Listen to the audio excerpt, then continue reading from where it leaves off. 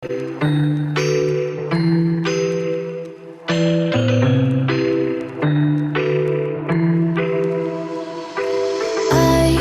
an ache inside of me. It's a deep hole where I bleed. Oh, can I seal it? You're like an ocean without land. Not a single grain of sand. I'm drifting on it. So cold yet warm. When you hold me, when you close, I know I'm a lost case, I'm a mess. But everything feels a little bit lighter with you. Something's letting me heal. You're making it brighter, right through the gray.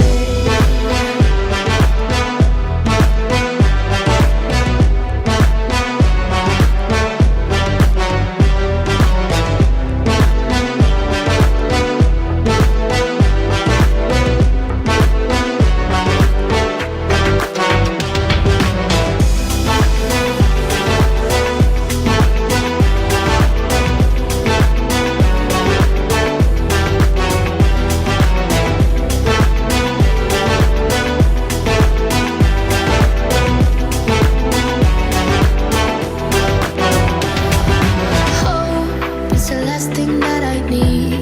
Wanna feel something that's real. With you I get that. You're like a lighthouse in a dream. Really distant but your beam is guiding me home. So cold yet warm. When you hold me, when you close, I know I'm a lost case, I'm a mess.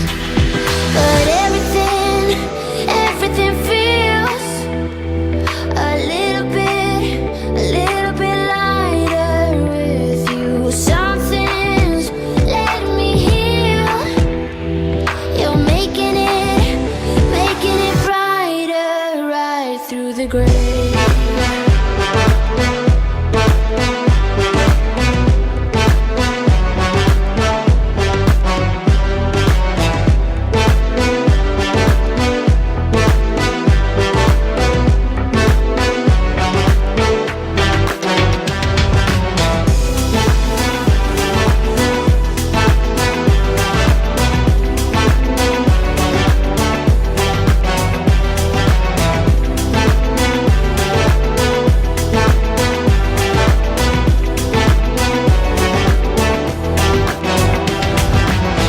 With the text on XO, my ace boom boom, no flex, no.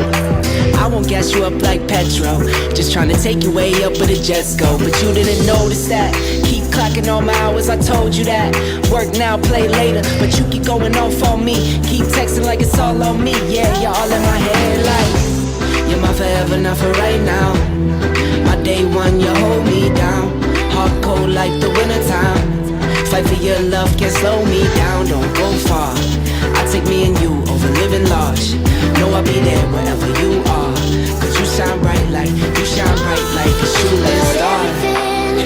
Everything feels a little bit lighter with you. Something's letting me heal. You're making it brighter, right through the gray.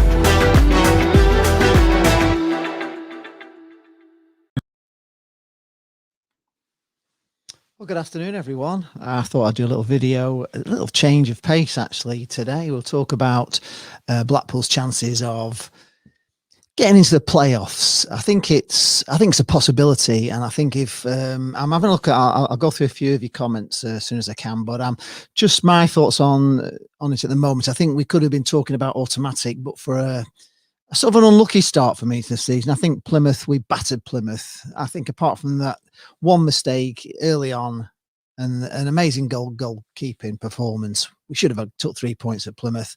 I think Gillingham, they were just the way they played. We just were too young and too naive at that time to match that gameplay. I don't think we'd have lost that game now. I think the two sendings off at AFC Wimbledon still stick in my craw because I didn't think they were sendings off. And there's other things as well. Obviously, rearranging the Ipswich game and then losing it, and also the way we set up at Ipswich away. But anyway, let's just go through the comments and have a look what people are saying. So first of all, we've got Peterborough Army saying, no, we can't. I think we can. Tozu, TOZ, sounds like he's a Bristol Rovers fan. He says Blackpool are going to make it. Lewis Woodhouse thinks we're going to make the playoffs. I think you could be right there, Lewis. I really do. Going to make these banners a little bit bigger. Let's just get that up to there. And that makes it a bit easier for you all to read. Right, back to the comments. Steve H says, it's not out of the realms of possibility, but we'll need other teams to have a dip in form as well as a consistent points per game tally. I don't think that, Steve, at all. I think for automatic, we definitely are relying on other teams to dip in form because we're too many points behind Lincoln, we're too many points behind Hull, too many points behind Peterborough probably as well at this moment in time. But the playoffs, I think we can make them. We've got games in hand. As long as we win our games in hand and beat the teams around us, I think we've got a great chance. I don't think they need a dip in form. I think that's in our own hands. Oh, Toz is a Burton fan. Yeah, I don't know whether you can. Hopefully you can. It's just looking a bit poor, isn't it, at the moment for you, Toz? I don't know. It's, Jimmy Floyd Hasselbank there should be making a difference. Mickey says it's too early this season for me, obviously. Hope we do, but we're not going to win all games in hand. Next season will be a different story. There's a long way to go, though, Mick. We've only played 26 matches and there's 20 to go, so we're only just over halfway. I think there's plenty of time for us to catch up. But we'll have a look at that in a minute. Yeah, Steve H is saying hopefully Donny have their dip in form tomorrow. Well, I think the Doncaster game really is probably my most frustrating game of the season because they didn't look anything in that first half, and I thought the referee just sort of changed in the second half, and he from giving us lots of stuff in the first, he just didn't give us anything, and that penalty at the end, I still wasn't happy with their penalty, and I still can't believe we didn't get a penalty at the end of that game. So I think Doncaster are beatable, but they are a good team. I've actually got two Doncaster fans, two vloggers in the Football Vloggers podcast tonight who'll be giving me some sticks. So obviously, if any Blackpool fans want to come in and tell them and talk to them about tomorrow night, that'd be very handy. Michael Haig says it is possible, but they need results to go their way, and we need to score more goals. I don't think we actually need results to go our way, Michael. I think it's in our hands. I think it really is for the playoffs. For automatic, definitely we need results going our way. But for the playoffs, I think we can do it without results going our way.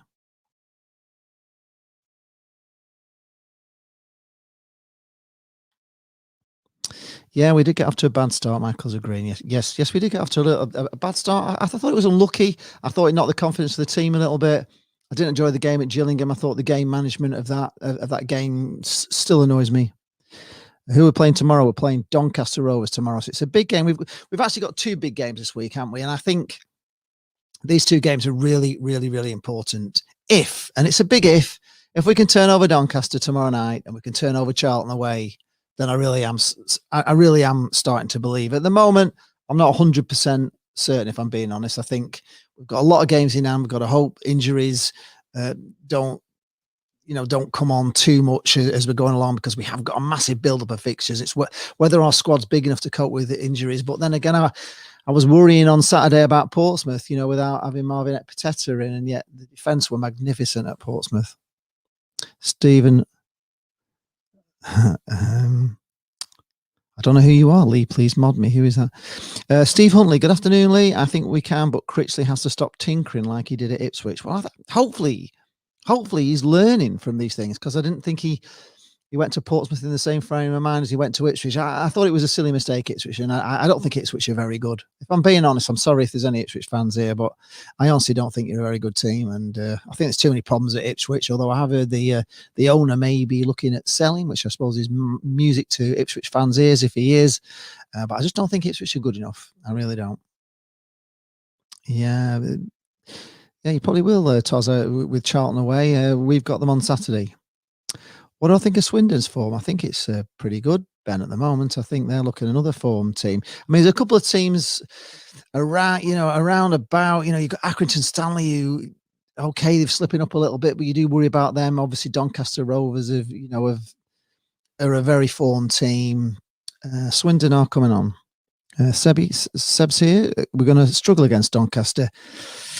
Well, it's going to be a tough game, but if we play like we did in the first half, we won't. But if we play like we did in the second half, then we will. Adam Clark says, I think we can, but it's like if we got up there in like March, how long do we need to defend it? But April might be better off. We've just got to keep winning. Totally off topic, Haley, but Boris is speaking at 7. Are you watching it? Probably not, to be honest. The edgy one. So Geordie's here. Hi, George. All right. George's got a great YouTube channel, Blackpool Bit of Fun YouTube channel.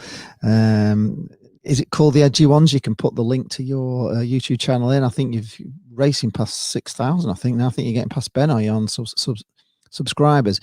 It's promising if we can have Medina and CJ back. Yes, it is. I totally agree with you. If we get Medina and CJ back pretty quick, we definitely got a chance. Cosvlog says that Burton have won 3 out of 5, keeping 3 clean sheets. He's made that difference. They hadn't kept a clean sheet at home for a year before he came in, beating Hull in that time too. Yeah, they're sort of an up and down team, aren't they, Burton? You don't know what to expect with them, so they could get out of it.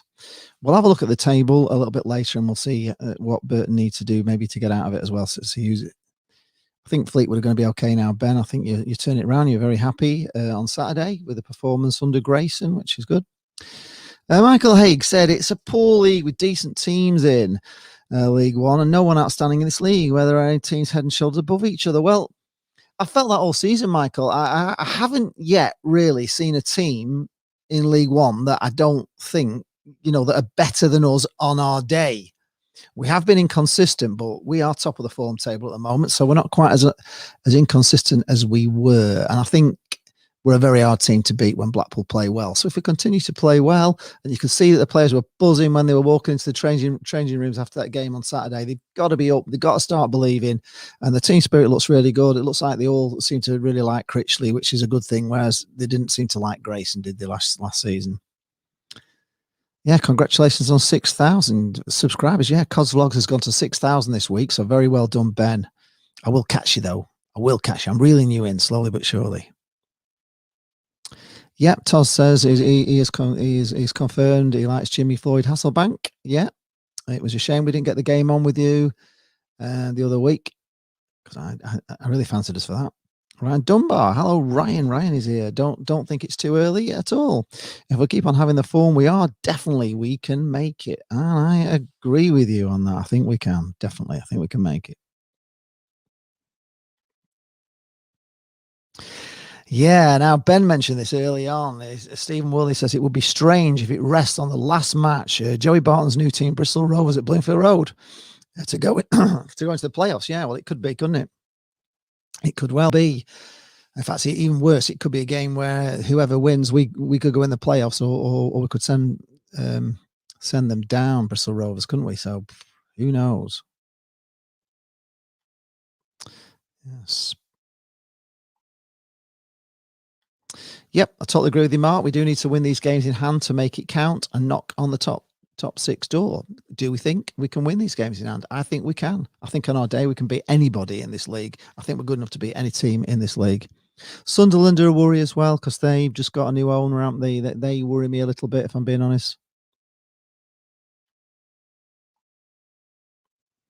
Yeah, thanks, Ryan. Yeah, Congratulations on 6 crown. Yes, you do need to keep pushing the channel. Keep subscribing so we can get past COD Vlogs. He's only on 6,000. We're on 3,050. We can catch him. I think he had about 4,500 when we started, so we're reeling him in slowly. Jack Duckworth is here. Hello, Jack. Yes, we can. Keeping clear of injuries could be the decider. Let's have a team selection up to Critch. He knows best. We need to trust him. In Critch, we trust. Yes, we do. I think that's a very important point, Jack. I think we do have to keep clear of injuries. Unfortunately, we just keep getting quite important players injured. But we carry on and we keep winning, don't we? Because I was looking at that without Marvin Ekpiteta going into that game against Portsmouth. I'm thinking, oh my God. And then they put Jimmy Husband at centre half, and we know the couple of disasters we had early on, but I thought James Husband played magnificent on Saturday. I thought he was just top notch, absolutely brilliant. In fact, I thought the whole of the defence. I've watched It's Ramos video as well. If you haven't subscribed to him, he's a great Blackpool vlogger. And he did a report on it, and it was good to see him buzzing, and he actually gave the whole of the defence his man of the match, and I think he was right. I think the defence was superb on Saturday. I mean, we just, especially second half, we limited them to nothing, did we? And they're one of the top strike partnerships in the division. I think that's one of the things I've read loads of times as well. If your team's winning 1-0, they're like the hardest wins. Anybody in football will probably tell you that 1-0s are the hardest wins. It's hard to win a game 1-0. You get those games sometimes where you just breeze somebody away. It's 4-0, it's dead easy. But the hard grinding out games are those 1-0 wins. Sometimes 2-0s as well, because a goal can change a game and can throw everything off. But 1-0s, and we're getting good at it, and we're getting to win those ugly games where we dig in and we're hard to beat.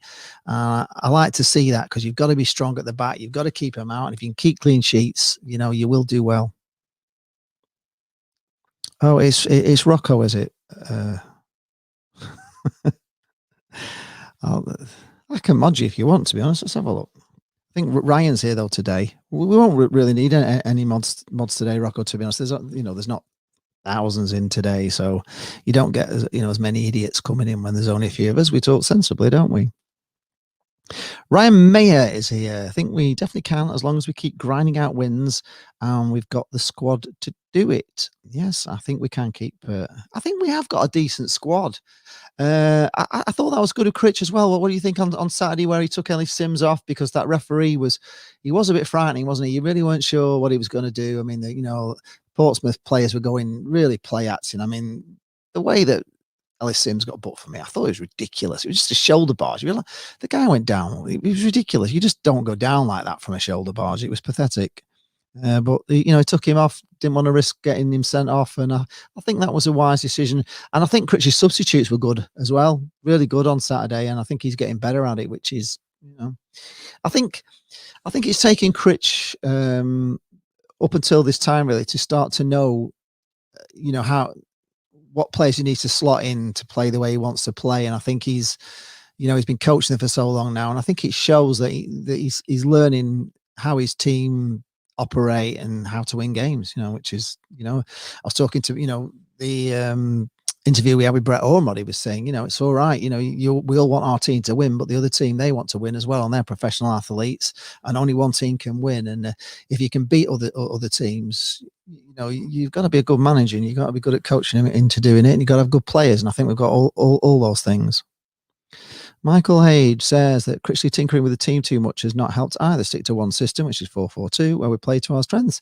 Well, yeah, but then again, we changed it, didn't we? In the second half, we changed our formation and we won. So it's not always a rigid thing. And I'm with you. I like 4-4-2, but if it's not working, you change it. Change the way we play, and it confuses team. But I would normally set out with a 4-4-2, definitely.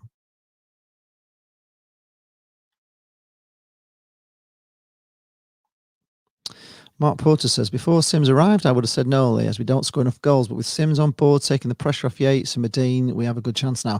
I actually thought that Sims looked really good when we had Medine on.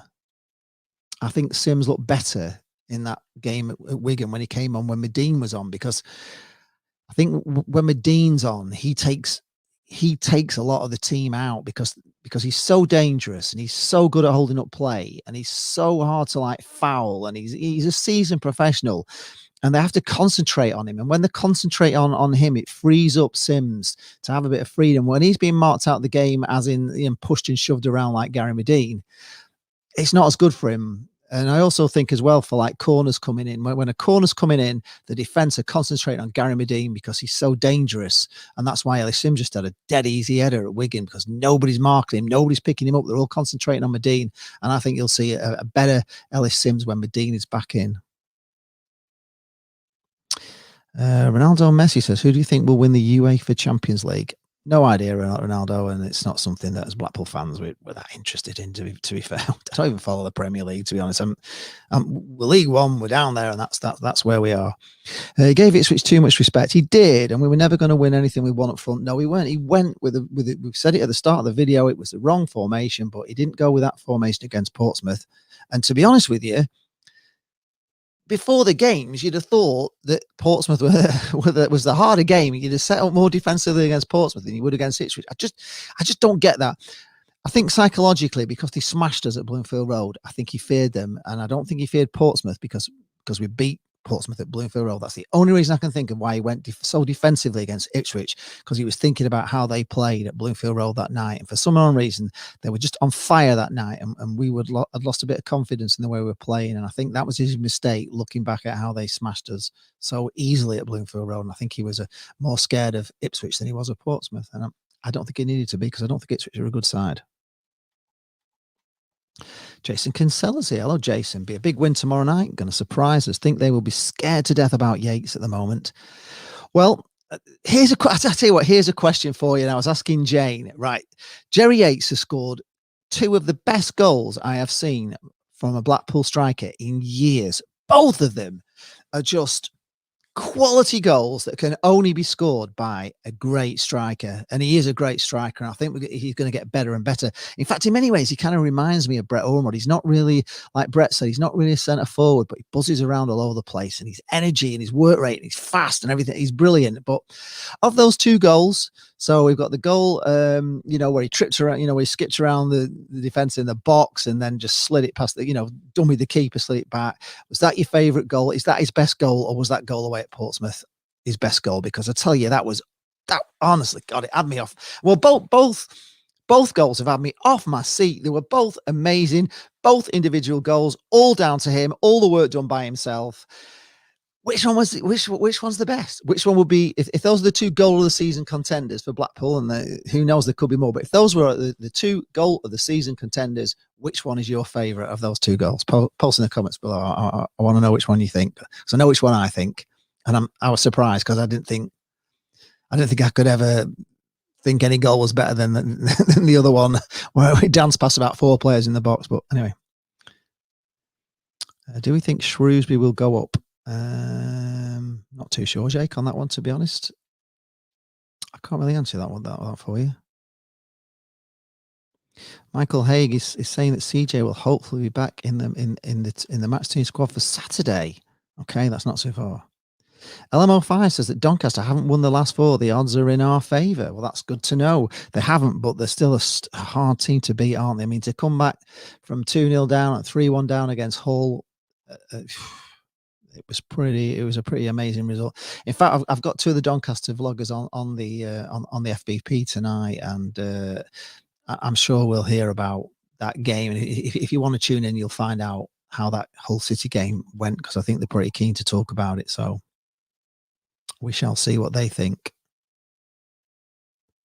Let's come back in the comments. Sorry, because there's a lot of comments coming in here. Sorry, I'm way behind. Sorry, I'm trying to keep up with the guys. Callum Cole said we're going up.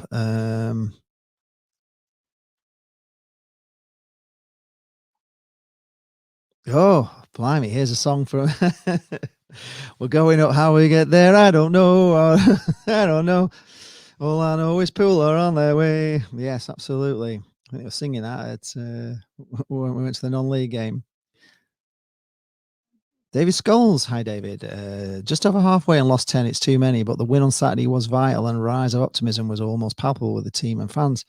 I don't think we'll lose 10 in these 20, David. I don't think we're the same team we were at the start of the season. I think we've lost stupid games. I think you could point to the Plymouth game being a game we should have never lost. I think the Gillingham game was just we were just men against boys, and we weren't experienced enough, and we were done by all their spoiling, time wasting, messing about, tactics, game management as they call it. Absolutely hate the way they play. I thought AFC Wimbledon, I thought were robbed by a referee that I just can't believe he sent either of those players off. I didn't think either was a red card. So they cost us a game because I honestly thought we were going to win that game, even though we were 1-0 down. And when we nearly actually came back with 9 men, we were that good. We should have won that game. End of. Also, I still can't get over the Doncaster Rovers game. But at the moment, no team's going to win every game. You're going to make mistakes. There's no team in the history just wins every game. So I think we're going to do all right. I can see it happening. I've just got that feeling, David, that we're going to get the playoffs. I don't think we can make automatic now. I think it's too late. Michael Haig says he thinks Blackpool have the strongest squad in the league, but Critchley tinkering with the team throughout the season could be his Achilles heel. Let's hope so and see. But there's also that thing where, you've got to keep these players happy to some extent. Maybe he does tinker a little bit, but really these players, and, we're not seeing what they're doing in training, but I'm sure he sees, players that he can slot in and switch out and rest players and all the rest, because he sees how they play in the positions he's slotting them in. So we don't have his knowledge of how the team play in training and what he sees. So, yeah, he does tinker, but with so many games coming up, such an amazing program. We've got lots of games to catch up, and I think it's good that we've got players that have been kept in and around the squad, have come in, can do a job when they come in. They took out Matty Virtue and he put Grant Ward, and I thought Grant Ward had a great game on that right wing. And even when he brought Matty Virtue on, we were brilliant to the end. It's just keeping them all within the team and keeping them all ready to just slot in, and especially if injuries come out. I think it's bad and I think it's good in equal measure, Michael. Adam Clark says, Lee, how have we done against the top teams? Well, we've done very well away against the top teams. We've obviously lost to Lincoln at home, and we lost to Ipswich Town at home, and we lost to Charlton at home. So it's a mixed bag, isn't it? But on our travels, we've been brilliant. Yeah, we beat Hull home and away. We've beat Portsmouth home and away. I haven't played Sunderland yet, so we don't know. Who knows? HXO Alex says, I will just going to say it up front. Don't think you will. Well, time will tell, won't it? Time will tell. Who knows? I think we will. Todd says, yes, 1-0. A 1-0 game is the hardest you have to defend for your life, and make no mistakes or it's over. Absolutely. They are tough games, and Blackpool have learned how to win tough games. We're winning 1-0, which is good.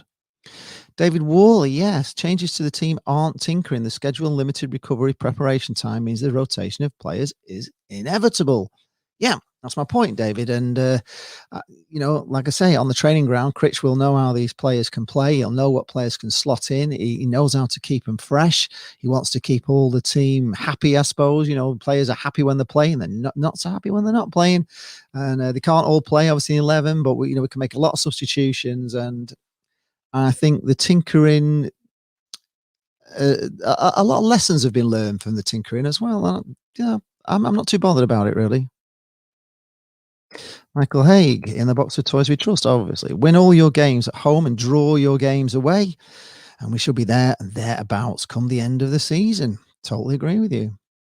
Ronaldo Messi said, what would we do if Neymar joined Blackpool? We would probably all die of shock, because it's never going to happen, honestly. We're never going to get Neymar joining Blackpool, but it would be amazing, wouldn't it? Maybe on Football Manager or something, it might join, or FIFA, yeah. So Alex says, Hull are going to get Medine off us when we get to when you get to the Championship. That's if you get to the Championship, HXO Alex. I'm not quite so sure about Hull at the moment. Little birds have told me things about Medine, so I'm not too sure you're right on that one, to be honest. He's very happy here. Turton Talks Football. Good afternoon, Luke. Luke is on the FVP tomorrow. Hopefully you bring in, I think we've got a Coventry vlogger lined up on there for us as well tonight, which should be good. Yes, he did go down like a block of cheese, Callum. I totally agree. Tom's is telling us that Sunderland and Burton had a right scrap. They put Carter into the boards, and Josh Earl, who was already booked, came charging in, pushed him over the boards. It was a 5-minute scrap. Everyone was there. Blooming out. Wow, that sounds amazing. I didn't see that. Steve Huntley says that Critch has got a lot better since Colin Colwood came in. And of course, he brought him in. So he's a shrewd man, isn't he? He needed to know a little bit more about, he'd obviously been an under 23s coach, and didn't really know this league too well. He obviously knew Colin Calderwood, knew the league and knew how to defend it. And I totally agree with you. But there's been a couple of key signings. I think Kenny Dougal was a massive signing. Really made a big difference to the midfield. And I'm actually, to be honest, I'm quite liking this Kevin Stewart. I think he looks a good player, and he didn't, do anything wrong either. Come country in a minute. Sorry, I'll get back to him. Yeah, the lad that came on from Sunderland, Elliot Embleton. Embleton, anyway, he looked okay as well. Looked pretty good. Dimitri Mitchell, actually, who I've not been a big fan of, if I'm being honest, but I thought he looked amazing at Portsmouth. I thought, God, he looks. I know he's got pace, but some of the stuff he did at Portsmouth was really, really impressive. Stephen Woolley says we've got 12 games at home and 8 games away. Pity we cannot go to Bloomfield Road to cheer the lads on, Lee. I know. God, could you imagine if we were there? And it would be getting, exciting there now. When the noise would be ramping up. It would be fantastic. With all them games at home, what will we give? I mean, how many teams? There's not many teams got a run in these last 20 games with 12 games at home and 8 away. It really is in our hands with it all being at Bloomfield Road. Michael Haig says that Yates is a class act and is a younger version of Super Brett. Well, probably as good as Brett when he was here the first time, yeah. Seb Holtz agrees. Sims is better with somebody like Medine next to him, as he's quick and he's a big striker next to him. Couldn't agree with you more, Seb. Totally agree. And I think you saw that against the Wigan game, which I mentioned earlier. Jack Duckworth says he just feels at the moment that Critch has learned the differences between being an under 23s manager to being a manager of a League One club, and he certainly has my backing. Couldn't agree with you more, Jack. I think he's getting more and more experienced. I think he's looking better and better as we go on, and he's looking happier and happier as well, isn't he? He was looking a bit like a little boy lost at one time, but his interviews are full of, I like him. He's got a smile on his face, if I'm being honest. Donny McCardle. Which club is yours, Danny? Danny McCardle. Always nice to see the traditional northern clubs doing well. I hope Blackpool make the playoffs. Thank you very much. Let us know who your club is, Danny. Peterborough away says we will beat you on the 23rd of March. By the way, you're excited for the podcast? Yes, it's going to be a tough one. Peterborough coming here. You may well do, but it won't be as easy as you think. Ryan Mayer says it was always going to take time for the team to gel. Seems to have gelled at the right time. You can tell Critch is starting to get used to being a manager. If we don't go up this season, then next season. Yes, I do think we will be better next season, but I still believe there's no time like the present. And if you can get up this season, then get up. You know what I mean? You can't always be saying we'll do it next season, because you never know what can happen. You never know who, the vultures can come in the summer and take away good players. You just can't predict the future and say that next year will be better, because it's not. And at the moment, we're a great team, and if we can keep this run going, I think we can get in the playoffs. And if Blackpool get in the playoffs, we're good at them. We are good at them.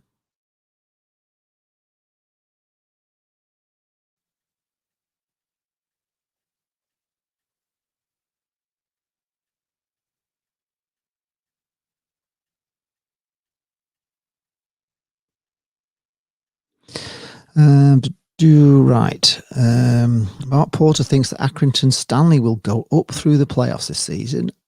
I don't, Mark, if I'm being honest. I don't think it'll be Accrington.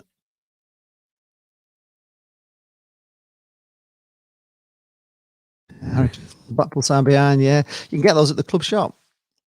They're in the club shop then. Or you can get them online from the club shop. Robert Foster hopes for the playoffs. Oh, sorry. Yes, sorry. My mistake. We didn't beat Hull away. We drew at Hull, so we got 4 points off Hull. Seb's also confusing. No, we didn't beat Hull away. We just got the 4 points off Hull. But anyway, I'll take that. A win at home and a draw away is good for me at Hull. Michael Haig says, but as a coach, I rate him highly and does seem to be bringing the best out of Gabriel, and he plays to his strength. is a very good up and coming coach. In fact, that was interesting what Brett said on the interview that we did with him. That he's in touch with the players and he's saying that they really do like Critch, and that like Chris Maxwell has learned more in the time he's just been with Critch than he had in his previous 15 years. And you can see what a great goalkeeper Chris Maxwell actually is. He's phenomenal at times. He really is. And I think that's the thing. Players come to Blackpool and under Critch, they get better. It's as simple as that. They are getting better. They're improving week on week. Costa Chal. Hello, Costa Chal. Cannot wait for the Donny preview tonight. Costa Chal will be on the Football Vloggers podcast tonight. He's a Doncaster Rovers fan and also a Coasters fan, which, of course, if you're a Coasters fan, we love Coasters in Blackpool, don't we, as we all know. It's just say if Charlton and Sunderland are inconsistent and others drop points, yes, they. I still think it's in Blackpool's hands at the moment to actually get there. If they can win their games in hand, I think we've got a great chance. Steve H says, do you think the rotation has brought the team together? They will all have played a part by the end of the season. Yeah, that's a great point, Steve. And I think it has. And I think they were quite clear early on that they, he was getting players in to rotate them. There's no point in keep getting players in to develop them and not play them. They've got to play as well. It's really important, for mental health as well. And with the amount of substitutions you can have now, there's decent players on that bench all the time that you don't mind bringing on. I just, the Ipswich thing was a mistake for me. It was a mistake. I thought Christmas was ridiculous as well. I can't believe we didn't win a game, and there was 2 games over Christmas, so we could be right up there, couldn't we? We could be talking about promotion automatic and not the playoffs, which I just love that one time in my life. Just go up again without blooming them to go through the playoffs. But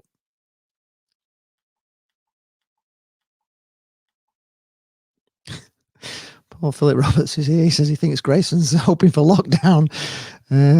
Although if you talk to Ben, he said they played very well on Saturday, even though they got a draw. It was looking good under Grayson. So you don't know. Maybe that's just maybe Grayson's better a slightly smaller club, shall we say, than the ones he's taken on, like Leeds and Sunderland and Blackpool, obviously. Stephen Wood said teams that play against Blackpool must be worried how the hell they can score. Blackpool fortress in front of their own goal. Yes, we are, but we do sometimes ride a little bit of luck, don't we? We've had a little bit of luck. I mean, it was a great block on the line by Husband on Saturday, but how did he do it? I don't know. I thought it was a goal. I'd actually said goal the minute it was it. I thought it was going in. But yeah, we do seem to be resilient. And second half, we were superb. No doubt about it. We just limited them to nothing. I don't even think they had a shot, did they, in the second half? HXO Alex says, Hull are going up. We beat Wigan 5-0 last Wednesday. Well, you can't base going up on beating Wigan 5-0 because we beat Wigan 5-0 as well. And they're crap. So you can't blame me on that. You drew with Doncaster and then you were 2-1 up and you let them come back to 2-1. So that's not very good. You probably will win against Ipswich because I don't rate him. Yeah, you probably could beat Wimbledon. I don't think that, but there's still a long way to go. HXO Alex, and you need to get it going soon because you're dropping down. I think you've played 2 more games now, and the teams. We'll have a look at the table in a minute.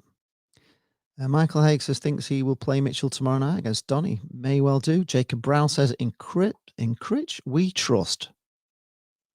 Michael Haig says Peterborough, put your money where your mouth is. What odds will you give him on Blackpool? So let him know what odds. Adam Clark is saying to Cards, do me as a favour and just big up Blackpool for the playoffs. I won't joke with any Fleetwood fans. Okay. We've never lost in a playoff league. Well, unless you're forgetting West Ham, but apart from that, no. We've lost in quite a few play. We lost against Torquay, Mike, unless you've forgotten that one. And we lost against West Ham, but we normally get to the final. Do you mean the playoffs before you get to the final?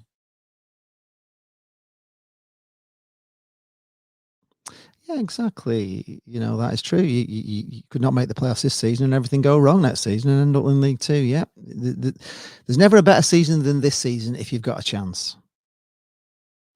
Steve Huntley says, I think with the pre-season we had that our hopes were made artificially high.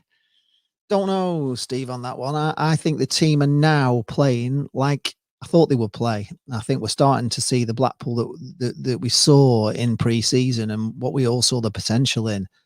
And we're top of the form table. We are top of the form table. So I don't think it was artificially high. I just think they were knocked by that first game against Plymouth. I thought well, actually, I didn't think the Liverpool game did us any favours, if I'm being honest. It was all right making all those changes, but we were winning 2-0 at one time, and he changed the whole team, and we got smashed 7-2, and I don't think that did us a lot of favours, if I'm being honest. And then straight into the Plymouth game where we came up against a world-class keeper, and it could have been totally different.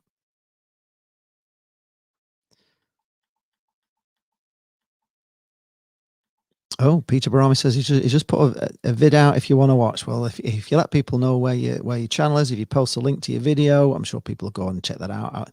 I will have a look for you. Turton Talks Football says that Lincoln will definitely go up with Peterborough and then Sunderland. I don't think so. I don't know.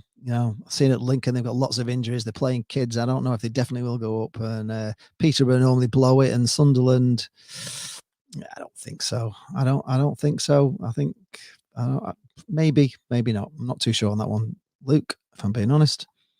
Seems like Fixture building some great foundations for the club in the fact how a key centre back in Ekpatessa can get injured and still have lots of depth within the squad. Absolutely. Peter Bromley says Blackpool will finish top half. Well, we shall see. I think so as well, Adam. We all know as Blackpool fans that all the other teams in the division don't see us coming. It's happened a few times. They just don't see us. We keep coming up on the rails and they just don't even see us coming, and we sneak in, and we've done it loads of times, and I think we could do it again. I think we are the dark horse. I totally agree. And I love the fact that all the other clubs are not even talking about us. And when we've gone up, I've been on A View for the Tower for years and years and years. And in those seasons where we've got promotion, the other clubs are never talking about Blackpool because we're just coming up. They just don't see us. We blindside them. I think it's great that nobody thinks we're coming, but we are. Michael Haig says that he thinks he's the best keeper in League One. As a sweeper keeper, he is a class act. He certainly is. He is a fantastic keeper. And we were saying on the Saturday stream that we were watching Sunderland Till I Die season 1, and their defence was so bad, and their goalkeepers were just shocking, and they just couldn't stop conceding goals. And we can. We've got a great defence. We've got a great goalkeeper.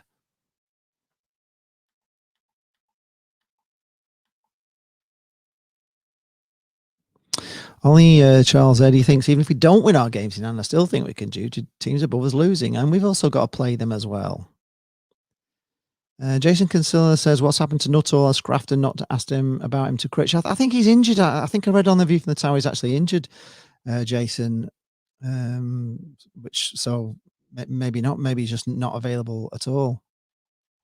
Stephen Cram is here. Hello, Stephen. He fancies Blackpool to beat Doncaster Rovers tomorrow. We definitely need to get some spectators back in the ground. Clubs might fold at this rate. Well, I don't think we're going to get. I don't see it, Stephen. I don't think it's going to happen this season. I really don't. I'd be surprised unless this injection really, really starts to kick in and the whole thing just, we get rid of it. But at the moment, I don't think you'll have fans back in. I think it's a shame. I think you could have 2,000 fans in, no problem. But when they've tried these things, the numbers have gone up. So don't know. I don't know who's right or who's wrong on it, but I don't think fans will be back. But it'd be good if we had fans back. Michael Haig says most of our games end up being nail biters because we simply don't score enough goals. Yes, I agree with you. And if you watch my watch alongs, it is a little bit heart attack stuff at times. It is a little bit worrying, and it is nail biting, but it wasn't so nail biting on Saturday. I didn't think. I wasn't quite as stressed out as I normally am. I thought we played very well. George Fenton saying, what do we think of Barton at Bristol Rovers? Well, it's a surprise, and hopefully we're going to have a Bristol Rovers fan on the Football Vloggers podcast tonight, and we can talk about that with him, because I'm surprised that anybody take him out at the moment with his court case hanging over him. It's it's not something I would be too happy with as a Bristol Rovers fan, if I'm being honest. Talks football just likes to be controversial. Absolutely, there's nothing like that. Need a little bit of controversy in it. Michael Haig says that Oxford are the dark horses for coming up on the bloody blind side. Yes, they are. They are. Oxford are probably a fear for me, if I'm being honest, especially seeing as what they did to us many, many years ago, didn't they? I was there. I was there that night at Oxford.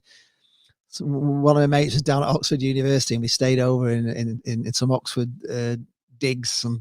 Some student. Oh God, it was horrendous. Honestly, it was an horrendous night. I slept in this bed that I don't know, I've been slept in by many students. Well, you can imagine, can't you? It was just horrendous, and we blooming lost that game with that bullet. And I don't know how. I don't know how it happened. I can't remember if it's a draw or we lost, but they hit a rocket from outside the box, didn't they? I think we lost in the last kick of the game. It was horrible, and of course we ended up back in the playoffs, and we all know what happened. Jack Brown says Nuttall had an injury whilst at Northampton. Not going to see him till next year. Wouldn't be surprised if he went in the summer. No, neither would I. I don't think he features. I don't think he's got the right attitude, to be honest. And he is suffering from mental health. I think it's a shame. Yeah, it is a shame. I hope. Well, that would be good, wouldn't it, Michael? If Critch could work with him and work on his mental health. Yeah. Oh, you were there as well, Michael, were you? Yeah. It's a bad memory. It's a bad memory for me.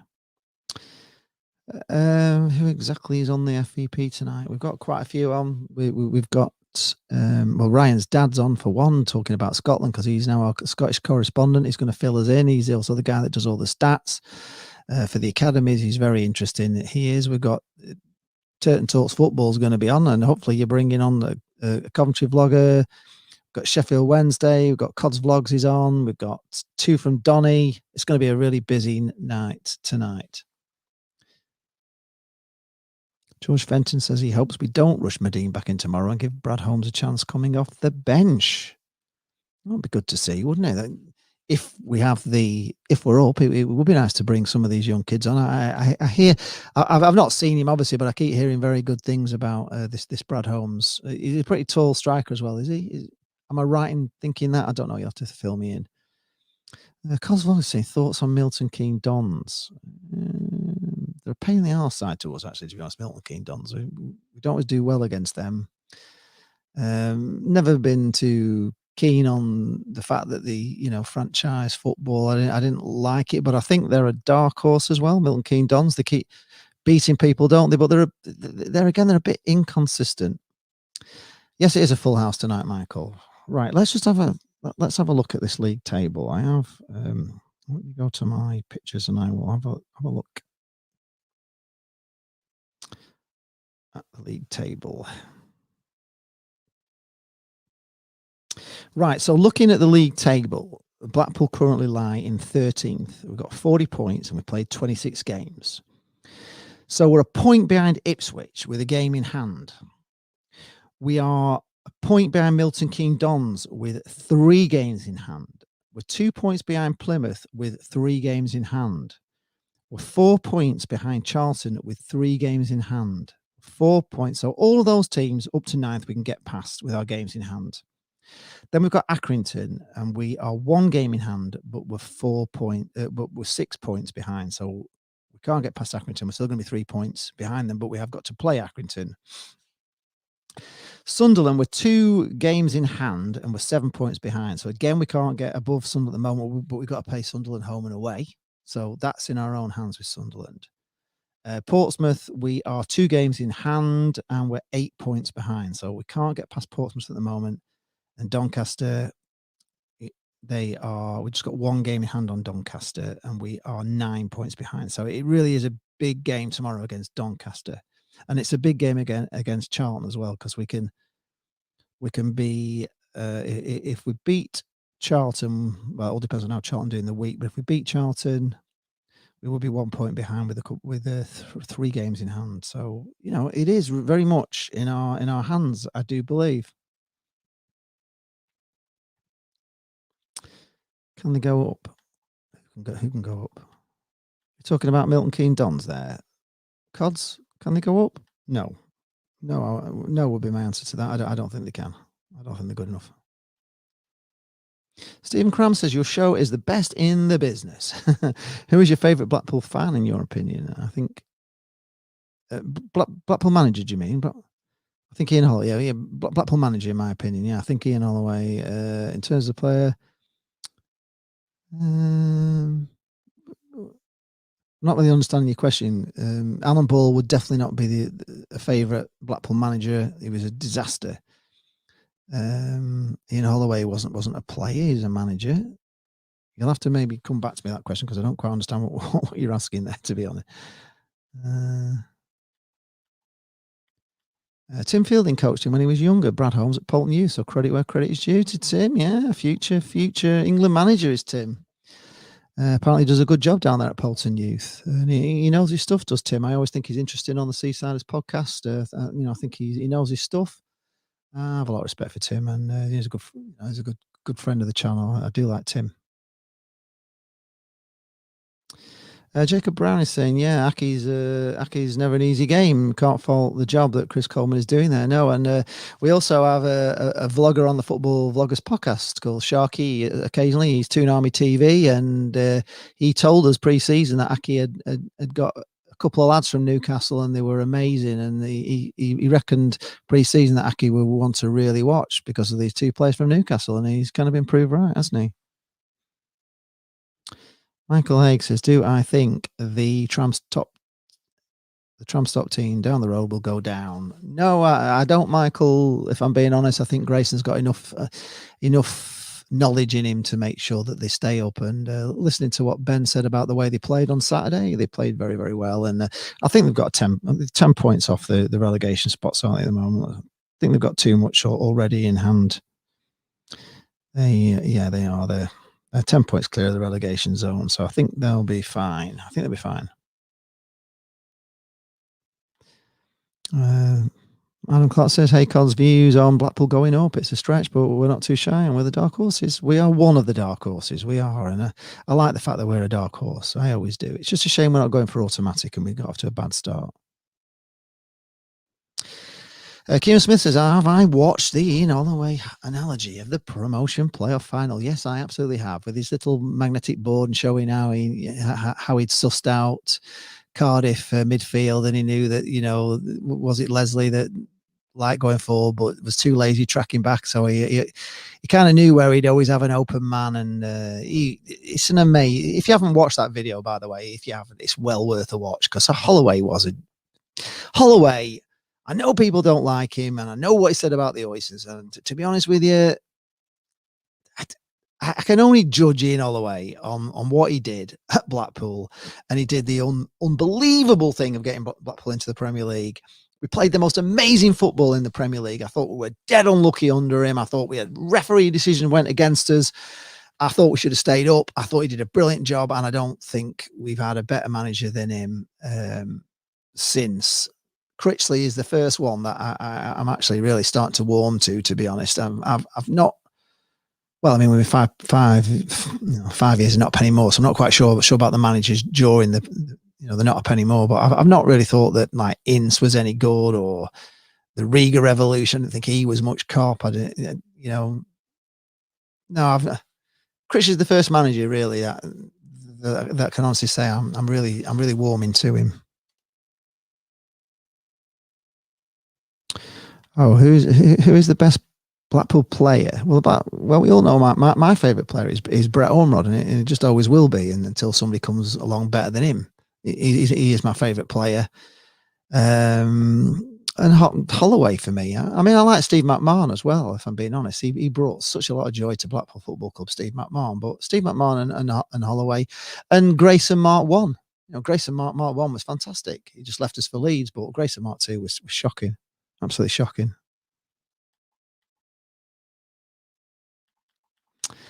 Kevin Ringrose. Hello, Kevin. We'll probably end up with Ipswich at Wembley. Maybe we can beat them there. Well, that would be nice, wouldn't it? You can't always beat teams 3 times in a row. And I'm not even sure Ipswich are good enough at playoffs, to be honest. I don't think they're a good side. I keep saying it. I just can't believe we went to Ipswich the way we did and played the way we did. It just made no sense to me. I just thought they would have to be beaten. Yeah, Michael A says that he certainly does. He would make a great football coach, Tam. That's for sure. He should take his FA coaching badge as well. I don't know why he does, but he's a solicitor. Does he need it? does he need to do it? He's a top solicitor, isn't he? So yeah, it is a fantastic video. Ian Holloway video showing you with his little metal board, or how he played against Cardiff, and you just knew that he had the beating of Cardiff, which was incredible, really. Because I wish I'd have known he knew that when I was watching it. Just catch up on the comments here. Michael Haig says it would be nice to see the pub team with a very small fan base go down. That would make his day. Well, I think what would make my day more would be Preston going down, Michael, if I'm being honest. But I think James Biddle says, who's my top 3 to go up this season? Well, I would probably, I don't know, really, to be honest. It's a hard one, isn't it? I don't know about Donny, to be honest. I think Lincoln may, they've been there all season, haven't they? And they look very strong, but I know they're struggling with quite a few injuries, so we'll have to see on Lincoln. But I think Michael Appleton's done a great job there. I have a bit of respect for him, the way he just left and just hated what the Oysters were doing. I thought it was brilliant. He came in, he left within about 6 weeks or something. Just didn't like it at all, did he? And he went. So I have a bit of respect for him over that. Peterborough, I always think they blow up Peterborough. They always seem to blow up, but I don't know how Peterborough haven't got up over the last few seasons. So if I was probably, if you put me on the spot, I would say Lincoln and Peterborough for automatic. And then I think it's just down to whoever gets in the playoffs. And I think we've got a shout. Yeah, there we are. I'd have said the same. Peterborough, Lincoln, and Blackpool. Yeah, I think we're all feeling that way at the moment. Peterborough, Lincoln, and Blackpool. That's it. That's the 3 that are going up. Yeah, it is first. Jacob Brown says he would never fault Bowyer under the circumstances and thought he did a very good job. He did, but I wasn't really paying much attention, if I'm being honest. Although I did watch the final in the Welcome Pub. I didn't watch it in there with quite a few Blackpool fans. I just wanted to see how the final went on, and I was cheering them on all the way through, even though I wasn't really bloody bothered about it. But at the end of the day, I was still wanted us to go up. Michael Haig said, "Had we brought a keeper and a defender in under Ollie, we would not have gone down. That keeper Kingston was awful." Yes, it was. And I think Jane was saying, I think his wife put some sort of curse on him, didn't she, or something? I think it's been said. She was saying he'd be a great guest to have on, because apparently she put a voodoo spell on Kingston so he wouldn't play well. So maybe that's it. George Benson said the East Stands are getting a refurbishment. Are they? I've not. Yes. Okay. Yes, there is. If Kieran, if he's tweeted that, then I can't say much, but I have seen all the plans for it. I've had to keep quiet about it. I still will keep quiet about it. But the developments of the East is a no-brainer. I don't know if they're going to show plans of it, but for me, and I've said it all along, I hope what they do is get rid of that back Henry Street on that side. Just get rid of it and make the East Stand the main stand. Then we'd have a great ground. That would be, if I own the club and that's, I want to take it in a direction, you'd have to get rid of that back Henry Street on that side and make the East Stand the main stand. And if the East Stand was the main stand, oh my God, we'd have a good team. And if it was like a 2-tier and gave you, I don't know, 7,000 or 8,000, we'd have a great ground. It'd be a wonderful ground, Bloomfield Road. It really would. It'd be a ground to be proud of. It's still, I'm always proud of it anyway. But if it had that East Stand as a big stand, it would be amazing. Yes, Mick, absolutely. Don't forget Billy Eyre. Yes, the great Billy Eyre. No, sorry, I forgot about him. But yeah, Billy Eyre is also one of my favourites.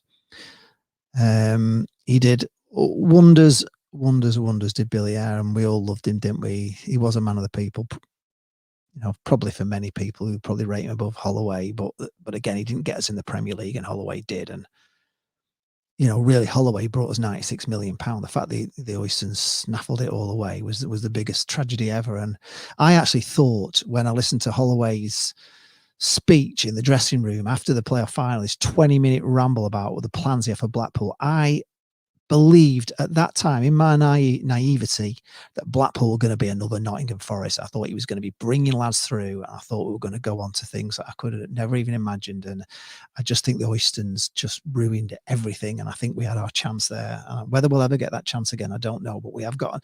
I just, somebody posted a question on my view from the tower saying, if only we'd have had Simon Sadler in rather than the Oystons when the Premier League, the whole thing would be different. I couldn't agree more. Stephen Woolley says he hasn't seen the Doncaster vlogger on a Monday for a bit as he's gone to pieces like his team. No, he did come on.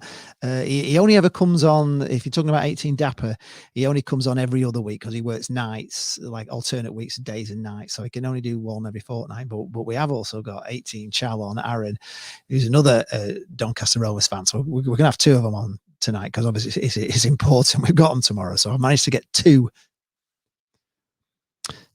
Doncaster vloggers on, so it should be a good night tonight on the FVP. So definitely come on because it's going to be a little bit more. I mean, we're not, we don't just talk about Blackpool on the FVP, and I can't always just talk about Blackpool because there's other people on there and they want to talk about Forest and they want to talk about Sheffield Wednesday and they want to talk about, we've got Coventry on tonight, we've got a Scotland guy. So it's not all about Blackpool, but we are going to obviously be doing, or I will be definitely doing a big feature with the two Doncaster vloggers tonight. So it should be a good watch if you're a Blackpool fan.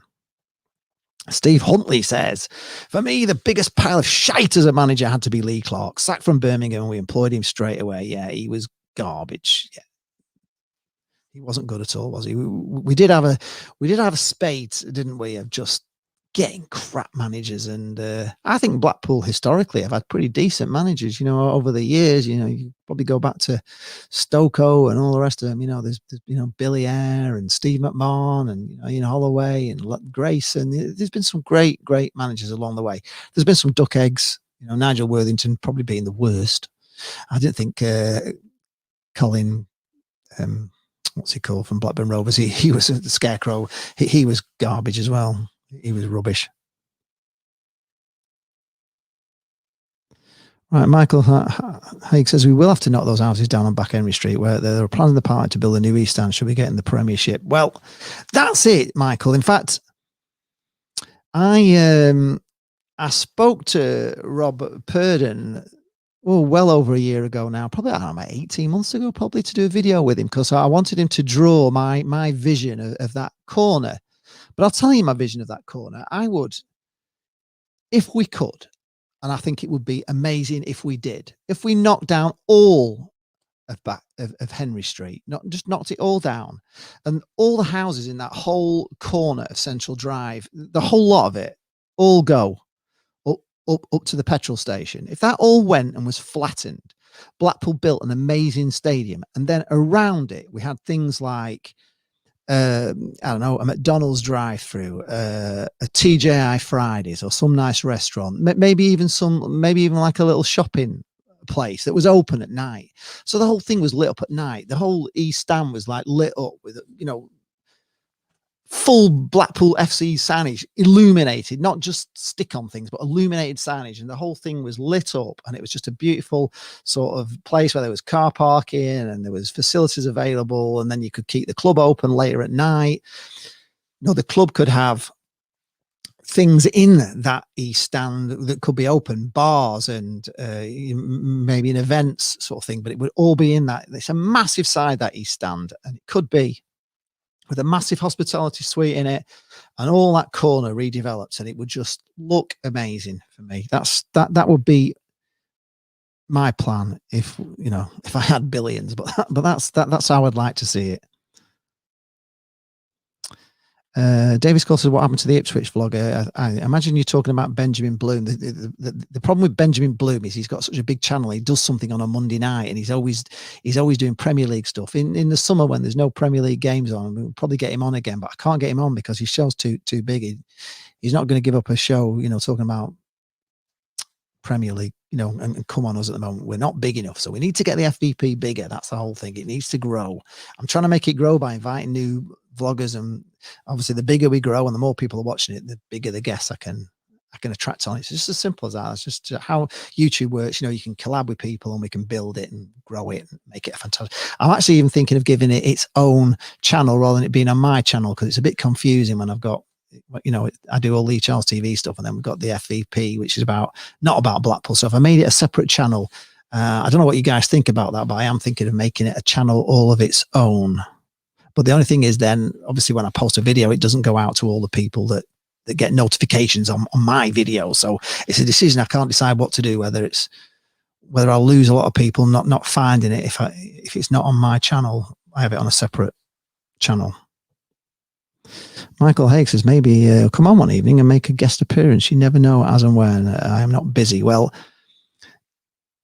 it's you can always come on this on here, Michael, but on the Football Vloggers podcast, it's called the Football Vloggers podcast, and the idea is that the people that are on it are mainly, well, they should be. The original idea of it was that because we were all finalists in the Football Content Awards, but we wanted football vloggers who've got a channel of their own with at least 1,000 subscribers, and we really wanted them over 2,000 to make it into a show. And for them, we need vloggers to come on the show who have got bigger followings than us, that when they tweet and say they're on the show, they bring loads of people in. But we are trying to get guests on as well about different things. So we've had football shirt guys on and things that might be of interest. So if any of you know anybody who, I don't know, maybe runs has an interesting podcast, or they sell football merch, or they do, or they're a coach, they have a coaching YouTube channel. They don't necessarily have to be football vloggers, but I want guests that are interested in coming on, and that's the idea of it, really. Obviously, on this channel, we can have. I want people to come on this. I want people to come in and talk about Blackpool on here. I want some guests in. I'd like a panel to come in on these afternoon shows and all talk about Blackpool. So if anybody's up for that, just let me know. Just follow me on Twitter and send me a direct message if you're available for an afternoon, to come on and and talk about Blackpool, and then we can have a couple, 2, 3, 4 of us on as a panel. Stephen Woolley says the Doncaster Rovers vloggers will gang up on you. You need another Blackpool vlogger on with you to even it up. There's many, but there's going to be loads in the chat. So it could be good. It's not, obviously the show is not just going to be about Doncaster Rovers and Blackpool, because there's other vloggers on as well. But for that section, I'm sure I'll have enough backing in the chat to back me up. Cosvog says you agree. I take it you agree with making a separate channel for it. The only thing that's put me off doing it at the moment, Ben, is because I know, I've got 3,000 subscribers. So when I put on my channel that I'm doing an advance notice of the FVP tonight, 3,000 people see that, but they won't see that if it has a new channel. So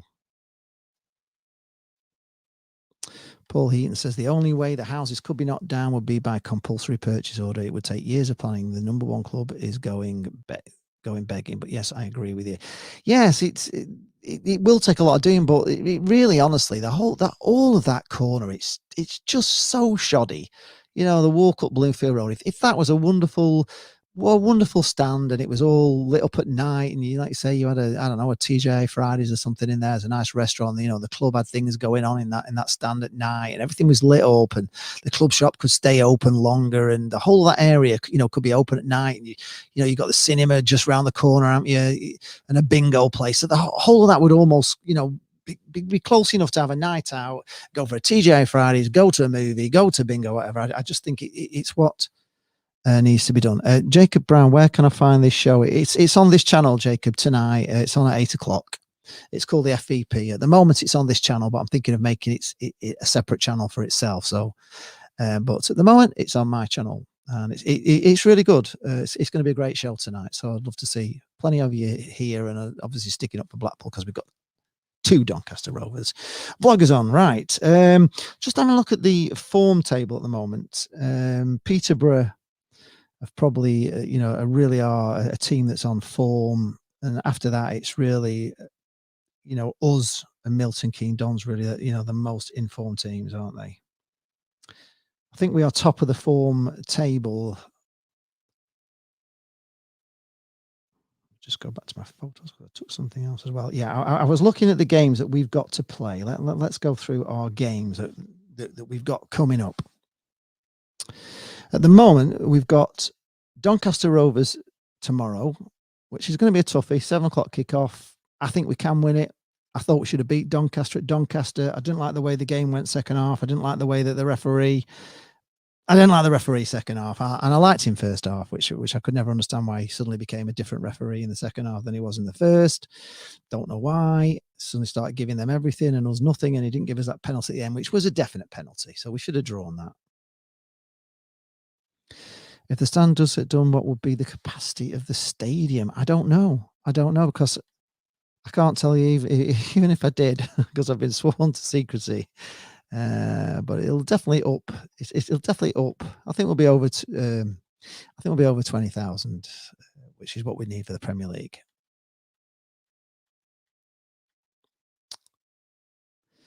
Well, this is it, Paul. Paul Heaton says they could do it as the new Central Drive gateway, but would have to stop people walking around in their pajamas. But all the plans are going in. You've probably seen all the plans are on the side of the Grand Theatre of what that Central Drive, what it's going to look like in the bit where they're going to knock down the police station. All that corner, everything's going, and there's going to be some beautiful hotels going in, and there's going to be that big, massive, whatever it is, Chariot of the Gods thing, or whatever they're doing. But that whole area is going to be upgraded. And then obviously, the corner of Bloomfield Road and Central Drive could well be the start of it, because you'd have a beautiful corner with all stuff, I don't know, shops or restaurants, and a beautiful stand all lit up at night. And then you'd have obviously the Odeon and the bingo. And then further up, then, you're going to come down Central Drive, and there's going to be all those beautiful hotels on one side. And if you do all that, they've got to get rid of that shit on the other side of Central Drive. It's got to go.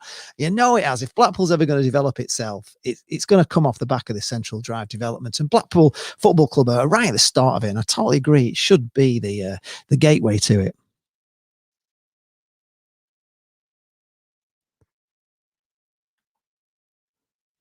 Adam Clark says, I've been wanting to look at analysing, because I've been looking at Carrier on my BTEC Sportsly. Well, come on the show tonight and ask Peter. He has worked with, he's at Rangers Academy. He does all the analysts for them. He goes, he films matches. He uses some software which he gets where he can analyse all the games. He's very knowledgeable. He really is. I think he's been a football analyst now for about eight to 10 years. So come on tonight and pick his brains, because he's a guest, and he was a great guest. We had him on for an hour at the end, and we could have done 3 hours with him, but he's on from the start tonight. He's going to be on regularly, because he knows about Scottish football, and we don't know anything about Scottish football. So we get a lot of Scottish fans coming watching the FVP, and we can't really talk to him very much, because we can't give an opinion because we don't know. But Peter will be there to be our anchor for Scottish football when we can't get Gogsy on, because Gogsy's also very good, from Scotland, and he comes on, but he's busy as well. So Peter Dunbar, who is actually Ryan Dunbar's dad, unbelievably, I didn't know he had such a clever dad, actually, but he has, and that's why Ryan knows a lot of his football as well. So it'll be interesting to see him on tonight. I think you'll really enjoy it tonight. Sorry, these comments coming in.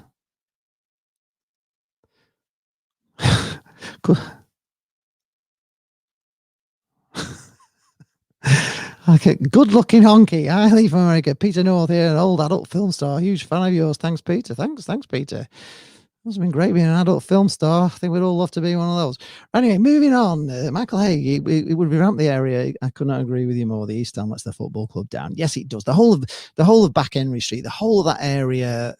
And I'm a big, I actually go to Johnny Mack Tyres, and I like Johnny Mack. But at the end of the day, if they could move him to a nice unit somewhere and get him out of that little corner where he is, or whether he'll retire in the end, the old place that used to do the car valeting and the steam cleaning, that's gone. It's the whole thing is shabby and shoddy, and it just wants to go.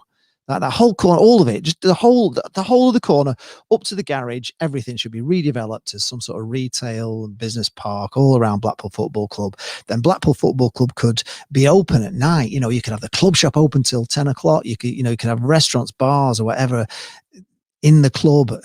I've DJ'd at Wigan, and they've got a fantastic, they've got 2 fantastic ends where, they're there for like big school balls and all the, anything that takes about 500 people. So you can have big, massive events in there, and they're all on the ground floor.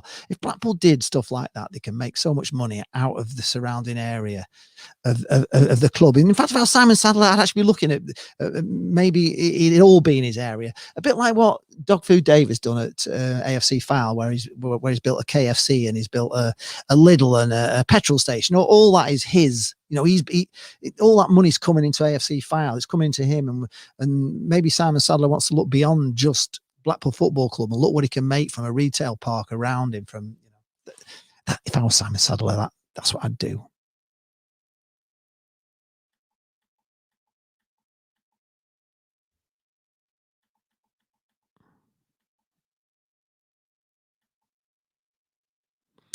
Blimey, there was a stadium right in the 90s, was there? Blooming out, that's going back some time.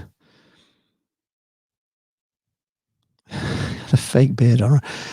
Okay, Michael Haig said this is going to be the Las Vegas of the North on the Gold Coast. Well, that was always the plan, wasn't it? We were just scuppered by bloody Manchester, and I still, Michael, don't get me started on it, because I'll just rant on and on and on about the fact that we had an idea to turn Blackpool into Las Vegas, and everybody jumped on the bandwagon, and we ended up in a blooming bidding war for our own idea, which was all planned by us, and everybody suddenly wanted to be this Las Vegas, and there's only one place that can be Las Vegas in England, and it's Blackpool.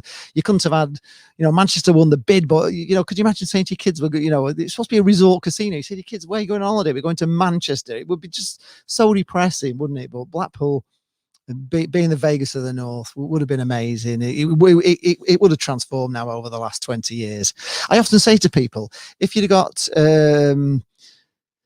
been getting married in 2000 and you'd have had your stag and end do in Blackpool, and then you'd have got married in Vegas, and then you'd have come back here 20 years later and you'd have done let's do it all again. So let's go to Blackpool and then let's fly out to Vegas. And anybody that did that over 20 years would come back to Blackpool and wouldn't believe how it had gone down in 20 years and how Vegas, you wouldn't even recognize Las Vegas in 20 years. And that's what would have happened to Blackpool. You wouldn't recognize it now, but there are good things.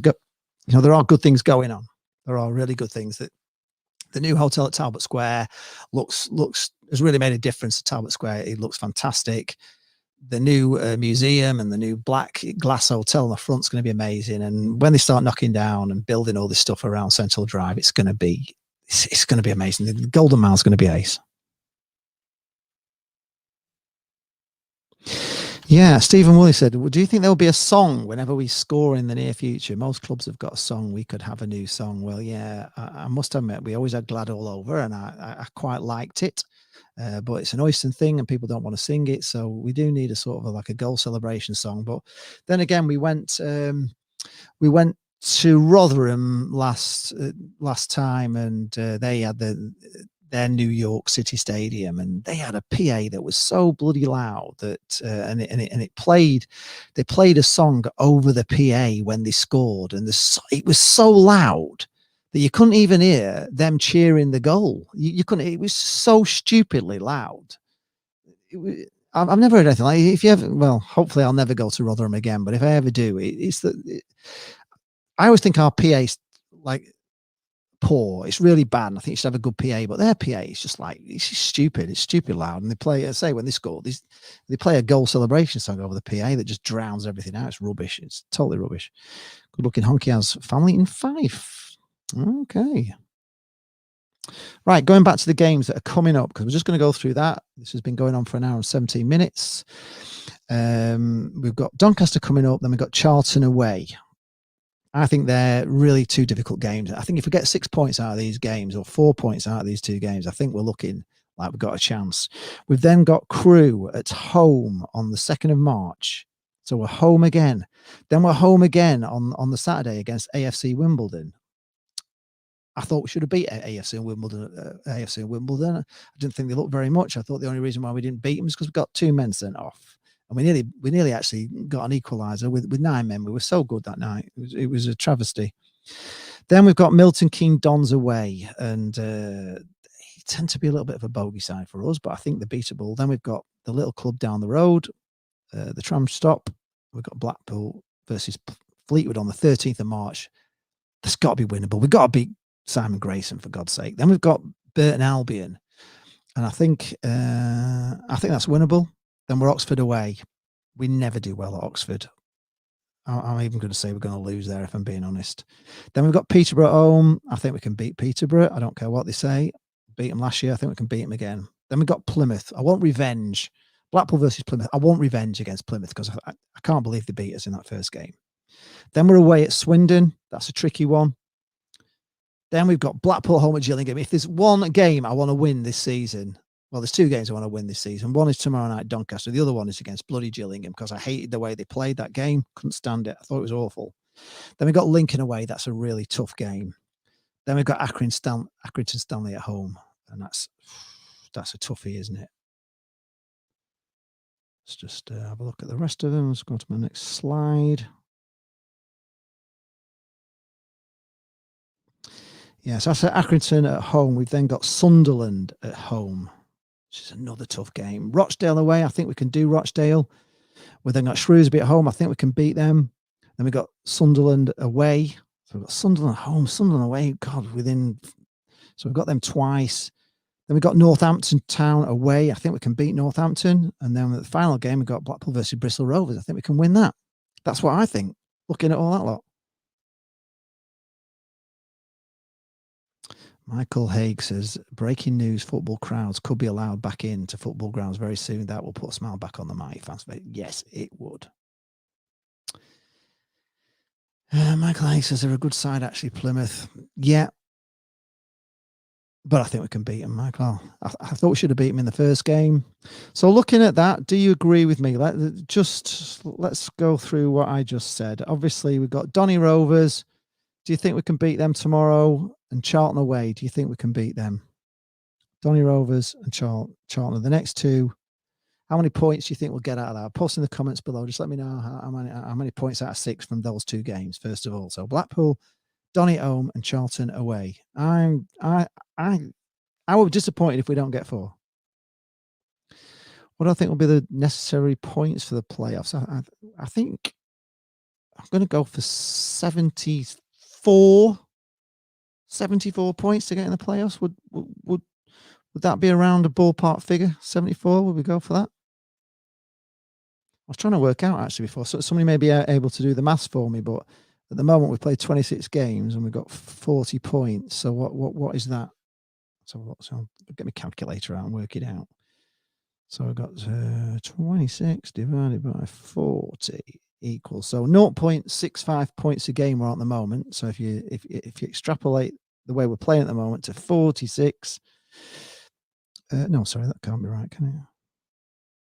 Oh no, sorry, 40 divided by 26 equals, yeah. So we're 1.53 a game. Sorry, 1.53 games. Times that by 46. So potentially we're on about 71 points at the moment on our present form.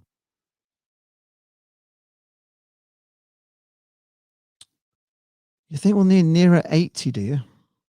80 points, Michael? That'd be an amazing haul to have to get in the playoffs with 80. I think for like, I don't know, 80, do you think, Michael? That's very high. But at the moment, on our current form, we're on track for about 71. But I think, we've got, you've got to remember, we've got more games left now at home. So those figures are maybe a little bit down. The shaky start to the season, the bad Christmas. We always know Blackpool are bad at Christmas. It does my head in why we're always bad at Christmas. They ruin Christmas all the time, Blackpool, for me. Year after year, we always have a very poor Christmas.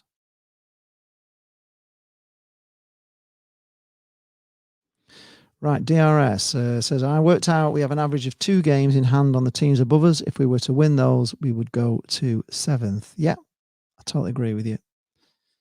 And of course, those figures will always change because we're constantly going to have we're always going to have a few games in hand for a while, so they could lose around and draw and everything. So technically we could go higher than 7th. Stephen Woolley says 60 points available for the pool. A lot of points at stake. Yes, there bloody well is. There really is. And I've gone through the game. So most people, well, nobody's actually posting as I'm asking you to, but 60 points was last season. Yeah, it was, but they called the game off. They call the season off. So yeah, I mean, I always say like last season, if we were going to go top of the league at Christmas if Grayson had got his act together at Christmas and Blackpool had played well. We'd have gone top of the league, and if we'd have had, I know it's all if buts and maybes, but if we'd have actually played well at Christmas and just carried on playing decent football for another month and a half, then we'd have gone up. We would have gone up last season because we didn't even have to go all the way to do it. We could have been top of the league and stayed top of the league just until the middle of blooming end of February, and we'd have gone up. It was so disappointing. Michael Eggs reckons 76. He's worked it out. He's done a count, and that's it. 76. So I don't know if you agree with me. I think we'll beat Doncaster. I think we could get a result at Charlton. I think they're an iffy team, but they're also a good team on the day. So I would settle for a draw away at Charlton. I think we can beat Crewe.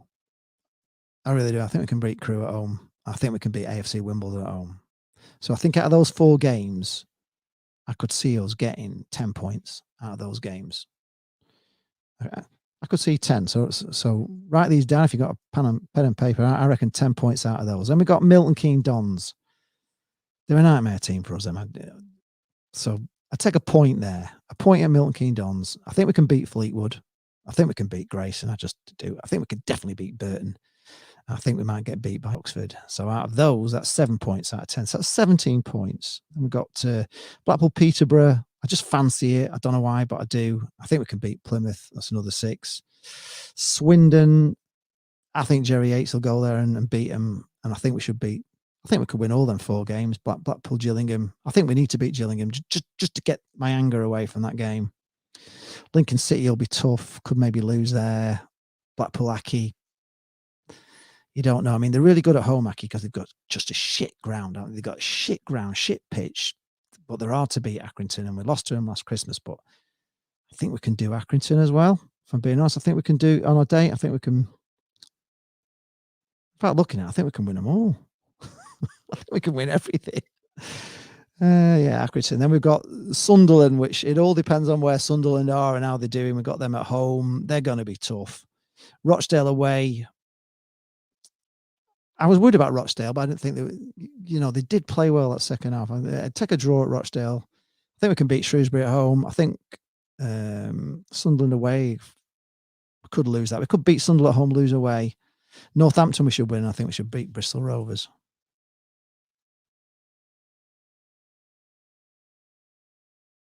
Yeah. Oh, Red Room is here. Hello, Red Room. Yeah, 4 points in the next 2 games. Think we'll need 74 for the playoffs. Yeah, I was kind of around that figure. Yeah, they are a good side. Crew as well, Michael. I do agree. They are. Douglas says that Fleetwood loved COVID. Yes, they did. Yes, they have. It's just like a normal match for them, and it was nobody there. So, yeah, it kind of played into their favor. But they haven't done very well. We will be talking tonight on the FBP about Joey Barton, actually, who's gone to Bristol Rovers. So it's going to be interesting because Joey Barton's going to be coming back to Bloomfield Road, isn't he, on the final day of the season. And I think we can beat Joey Barton. I think mentally, I think we've got him, to be honest. I think if we need to win that game against Bristol Rovers and it's Joey Barton coming to Blackpool, I think we'll beat him. I think mentally, he can't beat us. Sharky's here. Hi, Sharky. This is Toon Army TV. We could be playing Blackpool in the Championship next season. And well, are you fearing it, Sharky? Are you fearing Newcastle could go down? I don't know. I think you've got enough, haven't you, to stay up, have you not? Newcastle, are you fearing the drop? Arsenal for Life is here. Hello, Arsenal for Life. Joey Barton is a decent manager. Yes, he is a decent manager, but he can't beat Blackpool. He's not managed to do it in all the games he's played against us so far for Fleetwood. And yeah, he's a decent manager.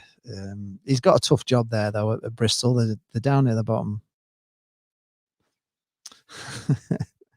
Well, of course, we love to gloat over it, don't we, Michael? The Tram Top team are the worst supported club in League One. Their fan base is embarrassing. Well, the fan base would be a lot better, wouldn't it, if Blackpool, if we still had the Oystons, because we weren't going. Then that was their chance, really. I've always said this. It was Andy Pilley's great chance when Blackpool had the Oystons. He could do things with Fleetwood. He could build a fan base. He managed to nick thousands of fans off Blackpool who obviously weren't going to Blackpool for not a penny more. But now we're back. And now Blackpool are doing well. And if Blackpool get into the Championship, if we do, then his project at Fleetwood is absolutely stuffed. It really is, because he can never, ever. The only way you can build that fan base of Fleetwood is to have Blackpool fans going, because there's just not enough people that live in Fleetwood to ever fill that ground. And when you think about it, before he got involved, they were getting 50 people, 60 people, 30 people. That was their fan base, 30, 40, 50, 60. He's built that fan base up because he nicked Blackpool fans during the Not a Penny More years. And I think it'll be a failed project if Blackpool do get their act together properly. Toon Army TV says, I do fear the drop. It's not looking good. Fulham are 3 points behind us. Yeah, it is looking a little bit tight down there, Sharky. We're on tonight, the FBP. You can come and certainly come and join in any time. Just pop along and tell us what you think about the Premier League. We always like your opinion on there. So look, we feel like we've got enough, but the manager doesn't fill me with any confidence. The squad is capable, but we just are not united. I don't see a good 90-minute performance. That is a bit of a worry, Toon Army TV. It's a shame because, as I say, Jane and I have been watching Sunderland till I die, and, we do have an affection for the northeast of England. I do like the clubs up there. I have nothing against them. We like Newcastle. We're looking forward maybe to one day coming up and meeting you. By the way, if you haven't subscribed to Toon Army TV, he's a friend of the show. It's called Sharky. He's great. I think you've got over 4,000 now, have you, Sharky? You're doing really well, and just give him a sub, and it'd be interesting. His points on the Premier League. He's just he's a proper passionate fan, and that's what I like to see. Yeah, Stephen Woolley is saying that Newcastle are 4th from the bottom, 3 points off the drop. Yeah, you are then in a precarious position, aren't you, Toon Army? If you're not playing well, who knows? We may well be playing you in the Championship. We've got a chance. We've definitely got a chance. Blackpool have. Right. I think that's about it. I think that's done. In my opinion, looking at the games we've got, the games at home we've got, the way we're playing, and if the squad keeps fit and keeps playing the way we're playing, I think Blackpool are going to make these playoffs. That's what I honestly believe. Jane hasn't given up on automatic yet, by the way. She's got a £20 bet on Blackpool getting up automatically. So she's not giving up on that yet. She still thinks we can do it. I'm not too sure. I think we are relying on all the clubs to blow up, but you never know. If we just put a run together, there are 60 points available. Who knows? Would 90 points get us automatic if we won? What do we have to do? The perfect 20. I don't think that's a possibility. TRS says it's a waste of 20 quid. Well, it was worth a punt at the start of the season. We were all very excited at the start of the season. It was worth it. It was worth a sneaky 20 quid. You never know. But personally, I don't think automatic's even possible. I'm not even talking about it. But playoffs, a definite possibility. The start reality is we've been poor for months. We need to start grinding results out. Thanks for the shout out. I'll pop on. Okay, you certainly can. Oh my gosh, FK. Now FK is CJ's relation to CJ Hamilton, and of course we can. 100% faith. We'll have faith when CJ comes back. I look a bit like Tim Westwood. Oh, thank you very much, Arsenal for life. Drop us a sub as well while you're here. What's going on with Arsenal, by the way? Just quickly to change the subject, but what is up with Arsenal at the moment? You guys you got rid of Wenger, and it's never really been any better than when you had Wenger, has it? I always thought Wenger was an amazing manager, and I couldn't believe you wanted to get rid of him, to be honest, as much as you did. The way you sent him off, the way you actually sent him off and said goodbye to him, it was sad, really. I can't believe you got rid of him. FK is going for the playoffs, definitely. That is how the Blackpool camp are feeling then. If that's coming from CJ Hamilton, then the Blackpool camp believe they can do it. Toon Army TV has said all season Blackpool will get promoted. So in Toon Army TV, in Sharky, we trust. So give him a sub. Michael Hayes says, in Jane we trust. David Skull says, how far is CJ away from making a return? FK. I think it's been rumoured he might be on the bench for Saturday, according to the box of toys. According to Michael, we could have CJ on the bench at Charlton. Would we be right there, or can you not say anything? Wait with bated breath. So we're going to get off. I think I've said what I need to say. We've gone through the games. Give me a thumbs up in the comments if you think, before we go, thumbs up in the comment if you think Blackpool will make the playoffs. Thumbs ups. In fact, we'll even have a few thumbs down if you don't think Blackpool will make the playoffs. So I'm sure there's a few opposition fans here that would give it a thumbs down. Obviously, if you've watched this on the rerun next time, if you're available on one of these things, I always post, we always do them in the afternoon. I know, not everybody can make the afternoon, but you can always watch it on the rerun. But if you ever get a chance to come on one of these in the afternoon, I am also looking for a panel. I want a panel to come on this show. So if you are available in the afternoons, and you can let me know if you would like to come on the show and be a panelist and talk about obviously the game with me, that would be absolutely great. I'm looking for that. I've had a few offers, but people can't make it in the afternoon. That's the problem. And I haven't got time to do it at night because we've got so much on with other things at night. Mark Porter said, I thought Brett Ormond sounded more confident, self-assured on your evening show than he does on Radio Lancashire. It was good to see another side to him. Yeah, I'm hoping that, that's what I wanted. A few people have been a bit funny on A View from the Tower, saying it was Oliver Reed TV and all this, and he swore a lot, but he's a footballer, and they want to hear Jose Mourinho swear on that Tottenham thing. It's unbelievable. Every other word's effing this, effing that.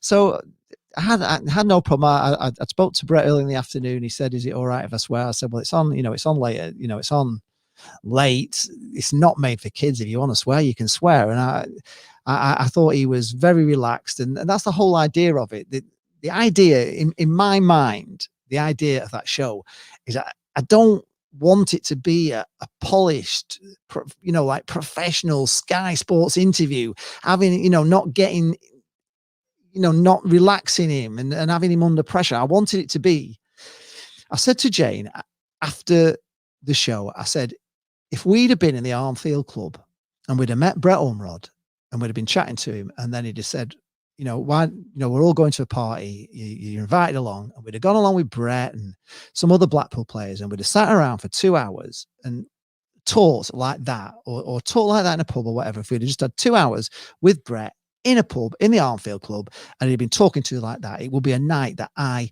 would never forget as long as I live. And that's what I'm trying to do. And the snobs, the people on there that, want to put the noses up at it and everything else and say, oh, it wasn't structured, blah, blah, blah. It's live.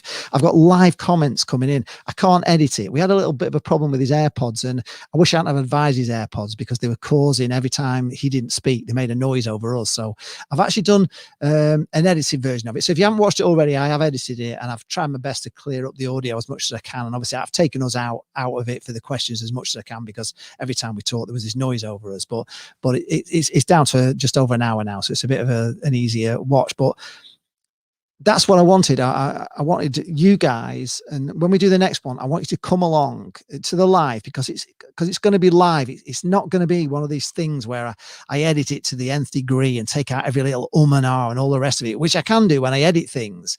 But when it's live, it just goes out as it is. But I want you to come along and feel as if you sat with Brett Ormrod in a pub and had a laugh with him and had a joke with him. And if he's swearing and you're swearing, it doesn't matter, because that's what it is. That is my idea of these things. When I get into the Armfield Club, we'll do things a little bit more professionally, and it won't be on a Zoom call. It'll be on cameras, and I'll have different camera angles, and I'll have everybody mic'd up, and it'll sound a lot better, and it'll be much fun. But when they're relaxed and they're at home, and we just talk to them as if they're a mate, and that's what I'm trying to do. So thanks, Mark, for that. I'm really pleased you felt that way. All thumbs up in here. Pool are going up. We're going up. We're definitely going in the playoffs. Oh, lots from Ryan Mayer. Let's have a look. Yeah, Michael A said he is going to be in. He's around the first team. CJ is going to be back soon. David Skull says he enjoyed it as usual. Thank you very much. Ryan Mayer has given me lots of thumbs up. He thinks Blackpool can make the playoffs. Michael Hayes says, cheers, Lee. As always, you do a great job. Well done. Thanks. Yes, exactly, Michael. Like, that's the whole point. It's an uncut show. They're moaning about structure and all the rest of it. I don't know what blooming structure they wanted. We started off at Accrington Stanley, and we finished at the end of his career. So it went chronologically, if anything else. But of course, people are posting questions as well in the comments. So the whole idea is if everyone should join in. So it can't have a structure. And of course, I don't know which way Brett's going to go with this conversation. So it goes away. It goes just exactly as it should go with your mates in the pub, and that's it. That's what I wanted. And I thought we achieved exactly what we wanted to. So the next one we get on, that's what you're going to get. Don't expect a polished Sky Sports show, because that's not what it's about. It's about meeting the players and having a laugh and a joke with them and finding out daft stories and getting them all relaxed and letting them tell things that you'll have never heard on Sky Sports or anything else, because they can just be themselves with me. And that's what we're after. Stephen Woolley says, we will always be watching whenever you're on, doing a good job in these strange circumstances. Thank you very much. I hope I've got you through this afternoon. Red Room says, couldn't agree more. Thank you, Red Room. I'm so pleased that you couldn't, because that's exactly how it should be. For me, if you want to have a night with Brett Ormrod, then that was a night with Brett Ormrod. It was just a night with Brett Ormrod. It was as if he was your mate and you were talking in a pub. And if I can make these videos of an evening with, if they're like gentlemen's, we've all been to gentlemen's sportsmen's dinners, and we all know, the great nights. In fact, if you've never been to one, when things are back, you've never been to like a sportsman's dinner with footballers.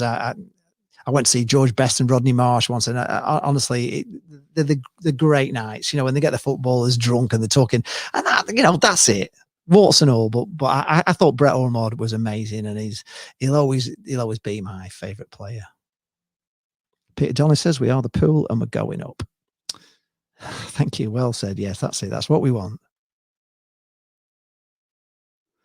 Says that will be on the card soon. That will be on the card soon. HRV tour with Brett and the Blessed Yorkshire seat. Yeah, that's something in the pipeline as well. In fact, while you're there, Michael, I've just got to let you know that it was Michael that helped me get Brett on. So a big thank you to the box of toys, Michael. So I can't thank you enough. And we're hoping to get more of these things on for you, because I think the football players enjoyed it. Brett loved it. He's texted me a few times saying how much he enjoyed it. So hopefully we're going to get more of these players on, and they'll just be like that. They'll be, I'm not about, these things are not meant to be a Sky Sports polished, best thing you've ever. It is on a Zoom call, so you're always at the quality of their end. If they're on a phone or whatever, it's can't be the greatest quality, but it'll be good enough.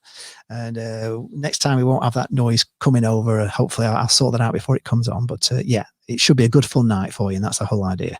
People have said they've never laughed as much, and they thought it was really funny, and he did say some really funny things. I think we've done the top 6 already, Joseph, of the top 6. It's too hard to say at the moment. I think Sunderland will be up there. Hoping Blackpool will be up there. I think Lincoln and Peterborough looking pretty good. Hull will manage to stay in there. I fear Sunderland a little bit, I must admit. I don't know whether Portsmouth are good enough, but they didn't look as good as I thought they would do on Saturday. Diara says, great camera and mic quality too. Thank you very much. Yeah, we do this with the Rodecaster Pro. That is what we use as our main thing for the show. And of course, I have Sony cameras. So, yep. They are a bunch of mushrooms. Yeah, there's some reals. In fact, actually, there is a thread on A View from the Tower where I've put the Brett Ormrod, and there's a lot of, there's a typical people that come on slagging it off usually. And if anybody wants to go on there and tell people how much they enjoyed it, then be free to post in that thread all you like, because I think the feedback I've got from people, in messages and emails and everything else, they actually loved it. So I'm happy with what we're doing, and I'm happy with the format. I think it's the best way to do these.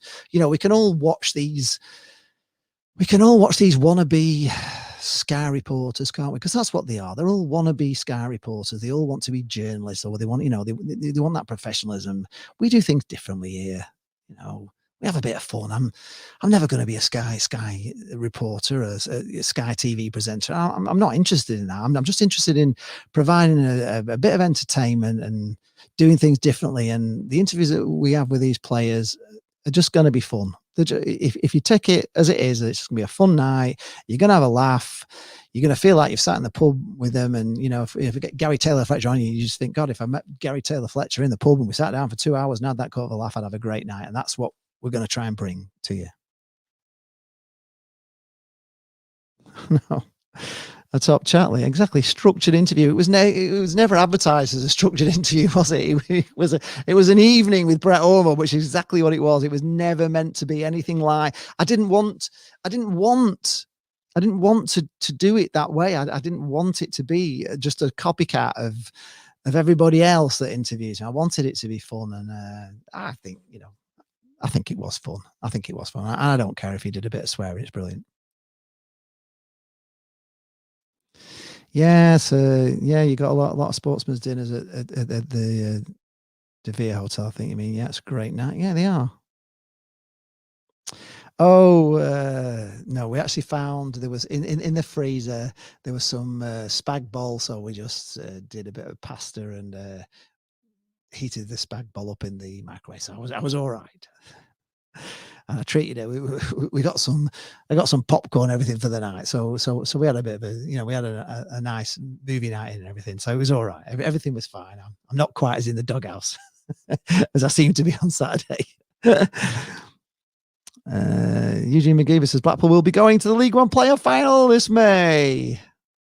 Stephen Huntley, there, Steve, thank you. The Brett interview was 2 hours of the best TV I've seen in ages. Laugh loads.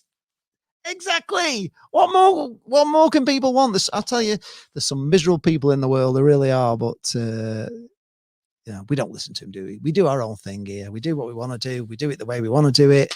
We're unique. Nobody else can be Lee Charles TV, and nobody else can be Jane, and they can't be me, and they can't do things like we do because we're not about being Sky Sports presenters. We're about having fun. And that's what YouTube for me is all about. And I also think that as well. It's like YouTube is meant to be fun. It's just meant to be fun. When you have a YouTube channel, you want to have fun. You want to entertain people, and my whole idea about this when I started, I did the cleaning the seats was just to promote Blackpool FC.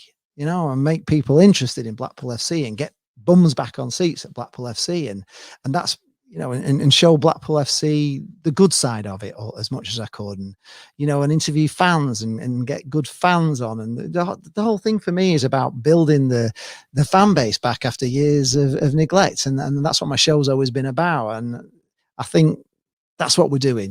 That's what I'm doing. And you guys stick with us and we'll bring you, as much as I can that shows Blackpool off in a really good light. I'm not bothered about, being a sort of I say a wannabe journalist, podcaster. I'm not bothered about that. So they can criticize it any way they want to criticize it. But at the end of the day, we're just having a laugh with people and having a laugh with you and doing things with you and keep us entertained. And I like talking to you guys because it gets me through a boring afternoon this afternoon, so I can come on here and have a chat with you all. So I think we're going to leave it on that. The video was all about, nobody's actually answered my question actually. Which of the two Jerry Yates goals is your favorite? Which of the two that he's scored recently are your favorite goals? So the one where he danced his way through the defence, took it around the keeper and put it in the far corner. Which I thought was going to be goal of the season, if I'm being honest. I thought it was a definite goal of the season. That was the one. And then obviously the one on Saturday against Portsmouth where, well, they nearly tripped him over. He managed to get himself up off the floor. He ran. I mean, when you watch it, the pace he hurtled down that pitch with the ball was unbelievable. The fact he took on 3 defenders and the fact he hit it from that side, I actually think that's the best goal. Yeah, Stephen Huntley, Saturday's for you. Yeah, I'm not sure if it's jealousy, David. I just think they see themselves, these people see themselves as being like Sky Sports. They see themselves as being these amazing tacticians and all this sort of stuff, and they know more than the manager and all the rest of the stuff that they come out with, and they know how, they're always criticizing this. They they come up with, they put players down. They come up with things like the masters of disaster and all these sort of things. They come out with it. They're so much better than Neil Critchley, and we're not. We haven't got a clue. I don't know what Neil Critchley should do. For me, I love him. I think he's ace. I think he's and he grows on me every week. This team are growing on me every week. I'm starting to love them more and more. You know what I mean? Sometimes you don't get attached to some players, but honestly, I don't think there's a player in this team that I can say I don't really like. I like them all. I love Jerry Yates. I love Gary Medine. I like this Ellis Sims. I like Matty Virtue. I like Grant Ward. I like Kenny Dougal. I quite like this, this Stewart now that's come in. This Elliot Embleton looks all right. Maxwell's fantastic. I think Garbett looks all right. I think they're all good. Husband is amazing. Pateta were brilliant. I like Gretterson. I like Ballard. I think this Gabriel, we've got to just put him in a suitcase and hide him away and not send him back to Not Forest. I don't think I've ever been as excited about a Blackpool team as I am right now. I think we've got some great players. And all I keep hearing is yes, I like Kai. I love Kai. I can't even believe people don't like Kai. Honestly, he's so exciting at times. I know sometimes he's not in the game as much, but my God, the stuff he can do, the free kicks. I mean, that free kick he took that hit the post, and he's magic at times. Just watch what he does with his feet. He's unbelievable. I'd have loved to play with him at school. Honestly, I would have loved to have been playing a team with him. I like them all. Honestly, I like them all. And, I like Blackpool fans, and I like genuine people. I like people that like to have fun, and I don't like people who are up their own arse. That's it, in a nutshell. And people that don't like me, as Brett would say, fuck you. That's it. I'll finish on that. So, yeah. We all love him, yeah. Yeah, you love him. You do love him, yeah. He's a brilliant player. They knock him, but he is absolutely brilliant. On his day, he's I remember when we first signed him last year, and my eldest, he was so excited about him. He was actually saying, like, having Kake in our team is like bullying, the opposition. And you saw that, the stuff he did at that goal at Southend, the first game of the season. He is absolutely brilliant. And I think he has a little bit of, I think he had mental problems with Grayson, but I think quite a lot of the team, if I'm being honest, had mental problems with Grayson. I don't think he was great at looking after players, but I think everybody loves Critch. You can tell he's just so likable. You couldn't not like him, could you? And he's knowledgeable. He knows what he's doing. And I think it sounds like the training sessions and the way he's coaching them is for some of these players the best they've ever had. So, yeah. Yes, they are. Honestly, Red, it doesn't bother me at all what they say, because they were saying it when I had, I think I posted on there somewhere, certain people were saying things about me, being Timmy Mallet and all the rest of it. And, I've just carried on regardless because I love doing this. I love doing it. I love being a Blackpool fan. I've been a Blackpool fan all my life. I bleed Tangerine. I just want them to be as big as they possibly can be. I want us to go up the leagues. I want us to have a full stadiums. And if I can do anything that can help Blackpool Football Club with this channel, that is it for me. I'm not bothered if people slag me off. It doesn't. It's water off a duck's back to me. But I don't. As a DJ, I was saying to somebody before, I've been a DJ for 20 years, and you can have an amazing party where everybody's swinging off the chandeliers, and you've got a miserable couple at the back of the room that are not dancing to anything, and then they're the ones that complain about the disco, but you haven't got a clue what they like, and you can't play for two people that are miserable. You've got to play for the people that are enjoying it, and that's the way I play. Don't forget the pie. Yeah, right. So that's it. So that's why we do it. That's why I like having you with us. That's why we do these things. That's why I do these things. I don't think I'm anything like Keith Chegwin, but I didn't mind Checkers. I thought he was all right. I didn't mind Timmy Mallet. I thought he was all right. These people, I like Bruce Forsyth. Not a lot of people like him, and Dick, the great, I say, you just have fun, don't you? It's all about fun. If you can't have fun in life, and, if I can ever make money at this, that would be be my dream. Doing all this sort of stuff, doing the stuff I love and making money out of it would be great. If I never do, it doesn't matter. I'm having a blast. I'm having a good time. I don't do it for money. You know, it's not for that. It's just for promoting Blackpool, having a laugh for you guys, and giving people fun. That's why I do daft videos with me and James Wiggs and all that sort of stuff. So, right, that's it, folks. Thank you very much for tuning in. I think we have concluded after this video that, yeah, exactly. Like Chris Kamara, yeah, you know, that's the kind of guy you want to be, you know, fun, you know. It's been a sending off, Jeff. Has there? Oh, I thought we were just making a substitution. That's what you want, isn't it? That Pierce, yeah, great passion, absolutely. That's what it's all about. Listen, there's you're a long time dead. There's a lot of bad stuff goes on in your life. Just have fun whenever you can. We're in lockdown. It's the times are hard and everything else. And if I could just bring a bit of joy on an afternoon and let you spend 2 hours where you're away from all the misery of everything, and just one day we'll be back, won't we? And when we're back, I'll see all you guys in Bluefield Road and we'll have a great time. Blackpool going out? Are we? We're going up. We're not going out. We're going up. We're going up. Right. Thank you very much for your time. Cheers, Philip. Yeah, 100% true. It absolutely is. You've got to enjoy life and you've got to have fun. I met a guy years ago. I was selling insurance for the Peru, and I was having a really miserable time, and they kept putting all the targets up, and it was real high pressure. And I went to see him about his pension, and he was a man that made iron gates and anything wrought iron. And when I was speaking to him, he said, "God, I can see, you're really not, you're not having a good time. I can see you're down everything with the job." And he said, "Look," he said, "if I can give you one bit of advice in life," he said, I love working with wrought iron. I just love it. He said, "I get up at 6 o'clock in the morning. I can't wait to get to work. Sometimes I get home at 10 at night. And when I'm bending and shaping wrought iron and making wrought iron things, I love it." So he said to me, do things in life that you love doing. And if you can, make a living at them. And I love music. I love dance music, funky house music, disco house music. I always wanted to be a DJ in Ibiza and do dance stuff. And that was always my dream. So I've been a DJ for 20 years. I love that. I own a gym. I love that.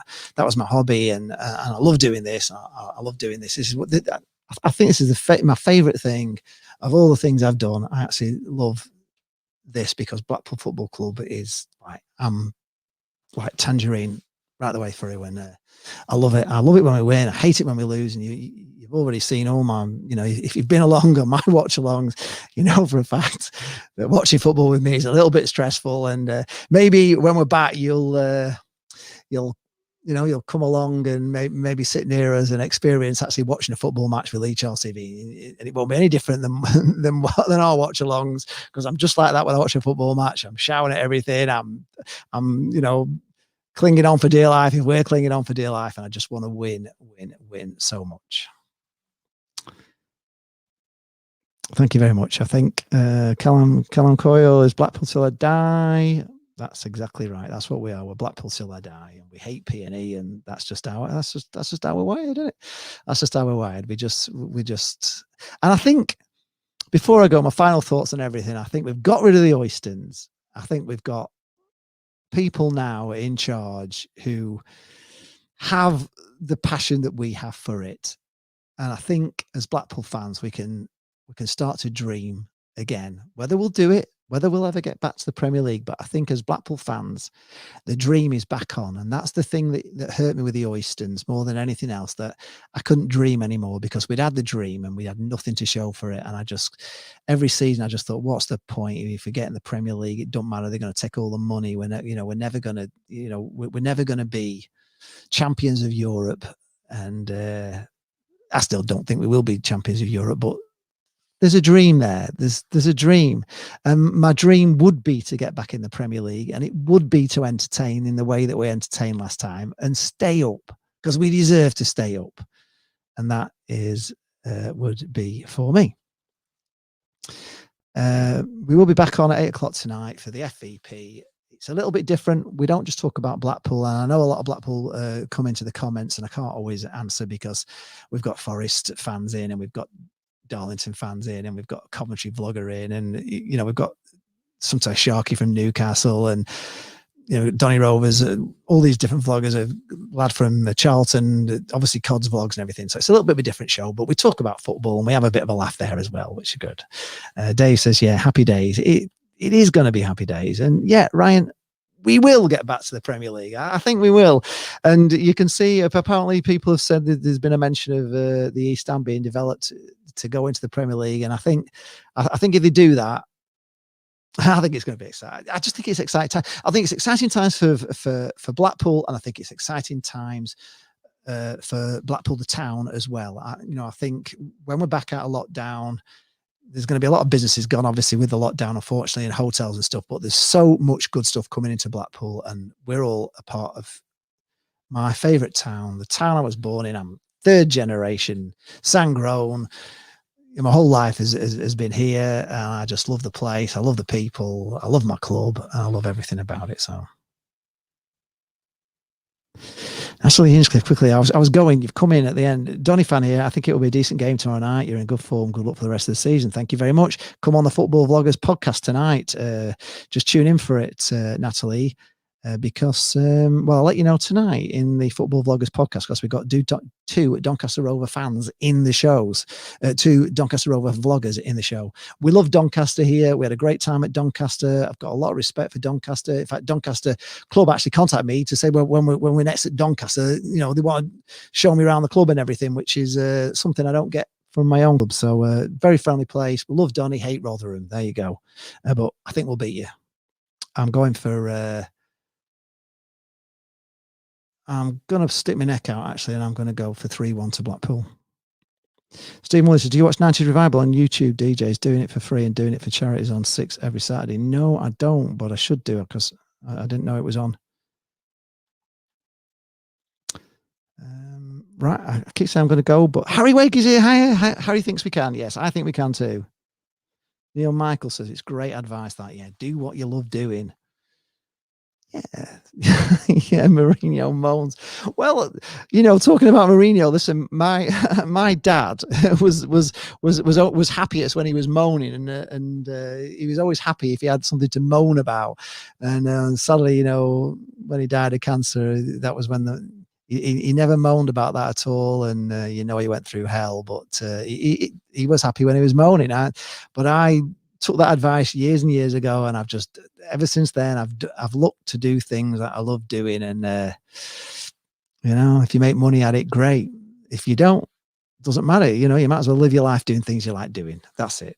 You might as well live it while you're here and enjoy it if you can. Ashley says on recent form she would take a point. Yes, I can imagine. We do have that little match of getting a bit of revenge on you because of for that penalty they never gave us in the last minute. So yes, David, we've talked about this. I haven't actually seen the Gazette article yet.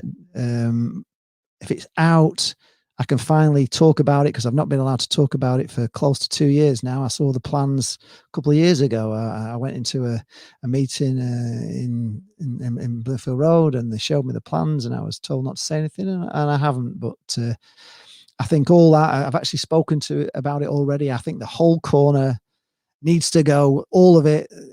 If you go back and watch my video again at the start of the thing, I talk about how they should knock the whole of Back Henry Street down, the whole of the Central Drive corner down, right up to the petrol station, have a massive big stand, the club to come down, have a big, huge stand. That'd be the main stand with restaurants and everything else, and then build all around it, build car parks, KFC drive-throughs or whatever, TJ Fridays, and have that whole corner as one big lit up at night corner. The club shop can stay up until 10 o'clock, and that's what I would do if I had the money. If I was Simon Sadler, I'd get rid of all that, and I would just have a plan for that corner to be the start of the Central Drive. They're going to redevelop all the Central Drive in the end, and that should be the start of it. It should be the front of it. Anyway. David Scholes says, did my dad used to stand on Bloomfield Road taking photos of the ground being built? No, I did. I did. I was there all the time. I used to post photographs up all the time on a view from the tower. I was there. That's where I met Tim Fielding loads of nights, and Christopher Healy as well. That's how I met him. We were stood outside every night. In fact, I watched the whole thing. I watched the West being built as well. I used to go down on my lunch hour and just sit and watch it all being built, dreaming of what, I watched the whole thing, the corner being built. I was down there loads taking pictures.